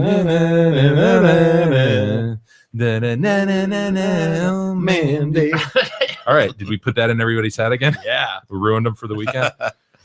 Corn DOGG writes in. Order, I say. Now listen, all this midget talk got me thinking about the time I went to see midget cage fighting. Oh. It was by far one of the top 3 best nights from when I lived in Tampa. It was a small Irish bar called James Joyce. The first fight on the fight card that night was hobo boxing, where two homeless guys fought it out with giant oversized boxing gloves. Awesome. That was pretty entertaining. Then the main event was 2 fidgets going MMA on each other on top of a pool table with a dog cage around it and a foam pool noodle on top. It was fantastic. Oh, After the cage fight, it was a fidget versus stripper oil wrestling. That was pretty nice, but not as good as the fidget on fidget cage fight. Yeah. Attached is a pic for your viewing pleasure. The fight took place sometime between 05 and 07. Have they made that illegal, like cockfighting? Yeah, probably is. You're right. Yeah. To make dog fighting, cockfighting, fidget fighting. Like, you would think they would all just fall under the same. Right. They don't have the ability to reason why this is not a good idea. Right. You know. Right. They're just kind of trained to do something, and they don't have much. Humans are taking advantage of them. Yeah. Yeah. Exactly. So. Dude, that's what he means by the pool noodle around the top. It is. Look at that. It's a cut pool noodle. Chicken wire. It's like a chicken wire fence, and the pool noodle around the top forms kind of a softening of the top in case one of them tries to climb out. They can't get out. Doesn't cut his little body on there. Dude, But- they're wearing underoos, for Christ's sakes. Dude, that's on top of a pool table. That's awesome. Oh, I want to go to one of those so bad. How are we getting? Have we caught anything in the cage? I looked the other day and I didn't see anything. Nothing, man. We're coming up Yeah. dry. God, Got to change out the Cookie Crisp. it's not fidget season, to be fair. In fairness, it's a been- little chilly out, but It's been a difficult go. so I don't know if they're going to be in season. And with all the development around here, it's like they sort of got pushed south, I think. But right. Dude, it's sort of like pheasant hunting now around here. They used to be really Yeah. prevalent in Oakland County, but Mhm. you know, with all the development. So Yeah, I figured I'd see him riding around on dogs or something at some point, as the season gets warmer. But I haven't seen shit in a while. But I don't know. Whatever. Hopefully soon. it's springtime mating season. So Yeah. if we could get a new fidget call, maybe we could call one in. Attract one. What would a fidget call sound like, E? I can't even begin. I don't know. You guys are more into the fidgets than I am. Oh, E. William writes in, "Hey guys, love the show. Episode number 310 first." So he's referring to the show with J and E. First, Bergdahl. I'll give you the biggest reason his lawyer's story is bullshit. So his lawyer said he was leaving his post, to go report wrongdoing. Yeah. That was the story. If he was leaving his post to travel to another to report misconduct, like he says, then why did he gun leave his weapon, body Yeah, armor, and yeah. basically the necessities to survive in a combat zone? Bullshit is why. I'm in the army, been in 3 different wars now, and you don't even go take a dump without your weapon. The fact that he left those items behind speaks volumes of his intent. It really supports your theory about this being planned, and he didn't feel threatened enough to bring them. That plus the fact that he still has his head. Yeah. Yep. Secondly, I went to Specs, and you guys shouldn't be too hard on Big E. I laugh so hard when you broadcast his Specs tapes because mine are pretty damn similar. Oh, I They want to teach hear you him. to speak in that douchey voice, and they grade on proper inflection and other dumb crap. I mean, no one speaks that way normally. One of the reasons I think Jay is such a natural is that I'm sure he does a lot of public speaking as a lawyer. Talking to a crowd is something they should work on more at school rather than talking like a gay robot. If I can find my tape, I could send it to you as well. It would get a good laugh. Yes, please do send that if you find it. Is it on mini disc? No problem if it is. Yeah, We we've got that display. covered. No Probably. problem. Yeah. Thanks, guys. Love the show. Eat a stack of blue waffles covered in man batter. Do not Google search that under any circumstance. That's an God. order. Don't That is Google an order. man batter or blue waffle. No. Mm-mm. My word. CR writes in again on the baby boner issue. Okay, damn it. You guys keep talking about this, so I'll give my horrific story. Back in the day, I was dating a girl that had 2 kids, a boy and a girl. Being the nice guy that I am, I always helped with the required duties such as feeding and changing diapers. Dude, wouldn't that be a weird thing if your girlfriend had like an infant or a kid, of diaper age? Yeah. Like, yeah, I got this one. That'd be really weird. That'd be fucking. But Sierra's a good guy, so he's helping out. So one day, I'm changing the boy's diaper and he had a boner. Ooh. I was gonna ignore it and just button him up, but my girlfriend said I had to push it down first. What? Would it tower above the waistband of a diaper? No. Oh. So I didn't know. so apparently she was told that it's not good to put a diaper on when the boy's erect. She proceeded to push it down while erect. What? And then button up the diaper. The boy was screaming in agony, and I was cringing on the inside. Needless to say, I never actually did that to him. Number 1, I don't want to touch that. Number 2, that fucking hurts. Oh. Ugh. What is she thinking? Like, do you think she was trying to like push it in? Like retracting a pen? Like, yeah, like the turtle head? Yeah. Ugh. Or was she like pushing it down? I would think pushing it down so that you could then put the diaper flat. Yeah. across I'd them. rather you just, if I'm an infant, I'd rather just tower above the waistband Yeah. and cinch it up and it'll go back down and retract eventually, Little cut red head sticking out above above the little Disney waistband. The little big The bird. elastic waistband. Yeah. All right, here's Verbal Mercenary's view on the whole religious choice thing. He happens to be a pastor and a listener. Oh, okay. With some thoughts on this. Awesome. Gentlemen, listen. Listening to the debate among the big show today on the whole religious choice in the pizza shop in Indiana. First, to clarify, the Bible talks of many things regarding homosexuality, which is stated in the New Testament, but to the point. In the Bible, Jesus states that he has come to save the lost sinners. The scripture also says that we are all commanded to love all, sinner and saved, but to despise the sin. To paraphrase, be accepting of all, but do not condone that which you hold as wrong. So in one's choice, if it is within my rights as a Christian to believe that the act of homosexuality is wrong, I needn't be forced to cater to those active in that lifestyle, which is my choice. Studies with identical twins recently showed how one is homosexual, the other is not. Did one choose? Neither here nor there. The lifestyle one chooses should be accepted and appreciated as individual choice to live how one wishes, which should also include their livelihood and business. The market will dictate by choice to frequent it or not, and it will prosper or fail. Well, we all know today what happened with the pizza place. But consequently, the outrage several years ago against Chick-fil-A by homosexuals was absurdly hypocritical as they protested for acceptance and tolerance. And we pointed that out, the irony of that. But then refused both to Chick-fil-A, he says. So who's wrong here? Is now Christianity becoming the last bastion of acceptable intolerance by virtue of all else now being openly welcomed? Will they not tolerate my beliefs while they shout out theirs? What do? Yeah, I know it's a tricky one. It's one of those that I don't want. I just feel like everybody has different views on everything, and that's not necessarily a bad thing. You know, it's you know, the only way I can That's what say makes the world go around, Mike. It is. It's the same to me. It's kind of like that. If you don't believe in, you know, you don't want to. Some guy comes in and wants to celebrate Hitler's birthday and wants a guy to make a cake with swastikas all over it, and Adolf Hitler is the best. Happy birthday, Adolf.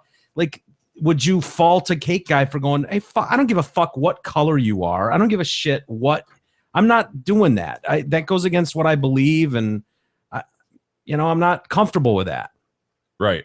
You wouldn't. You'd go, wow, that's a stand-up move. You know, he's standing by his own personal beliefs. He doesn't agree, obviously, with that other guy, but right. You know, and the market will speak. Yeah. You know, if the Nazis, the neo-Nazis in the area get mad at that and they want to strike back, then the market will speak on that, as it would have spoke had this pizza place stayed open. Yeah.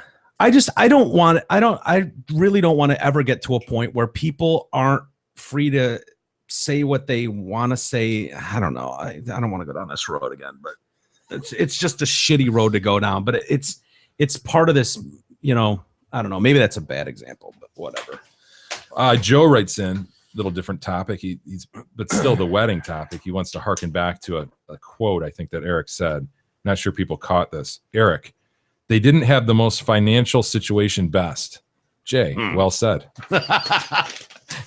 I vaguely remember that. I do remember that as well. It was brilliant. Shit happens all the time. So let's save the rest for next week. Yeah. And with that, I bid you adieu, Mike. I bid you adieu. And I as bid well, the my listeners friend. adieu. I said good day, sir. Look at a poos. What a good poos. Slept through the whole show tonight.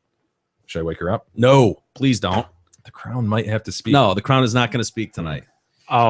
Just for last. Oh, you're quick doing too, your thing tonight. Laugh Tracks on Saturday night.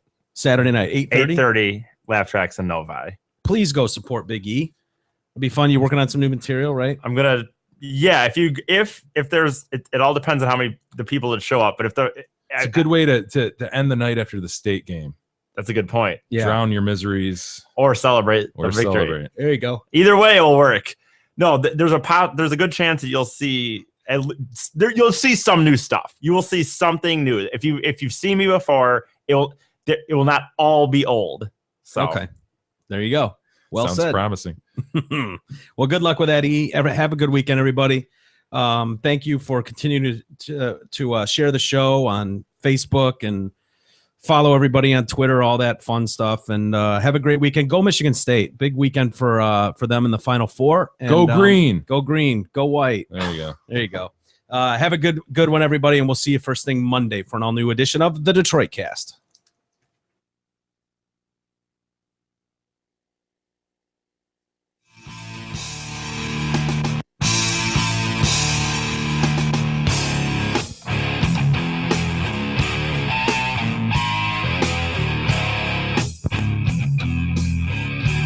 You've been listening to the Detroit Cast with your hosts, Mike and Jay. From all of us at Radio for One Studios, Thank you for listening. And as always, thank you, Detroit. Listen to God.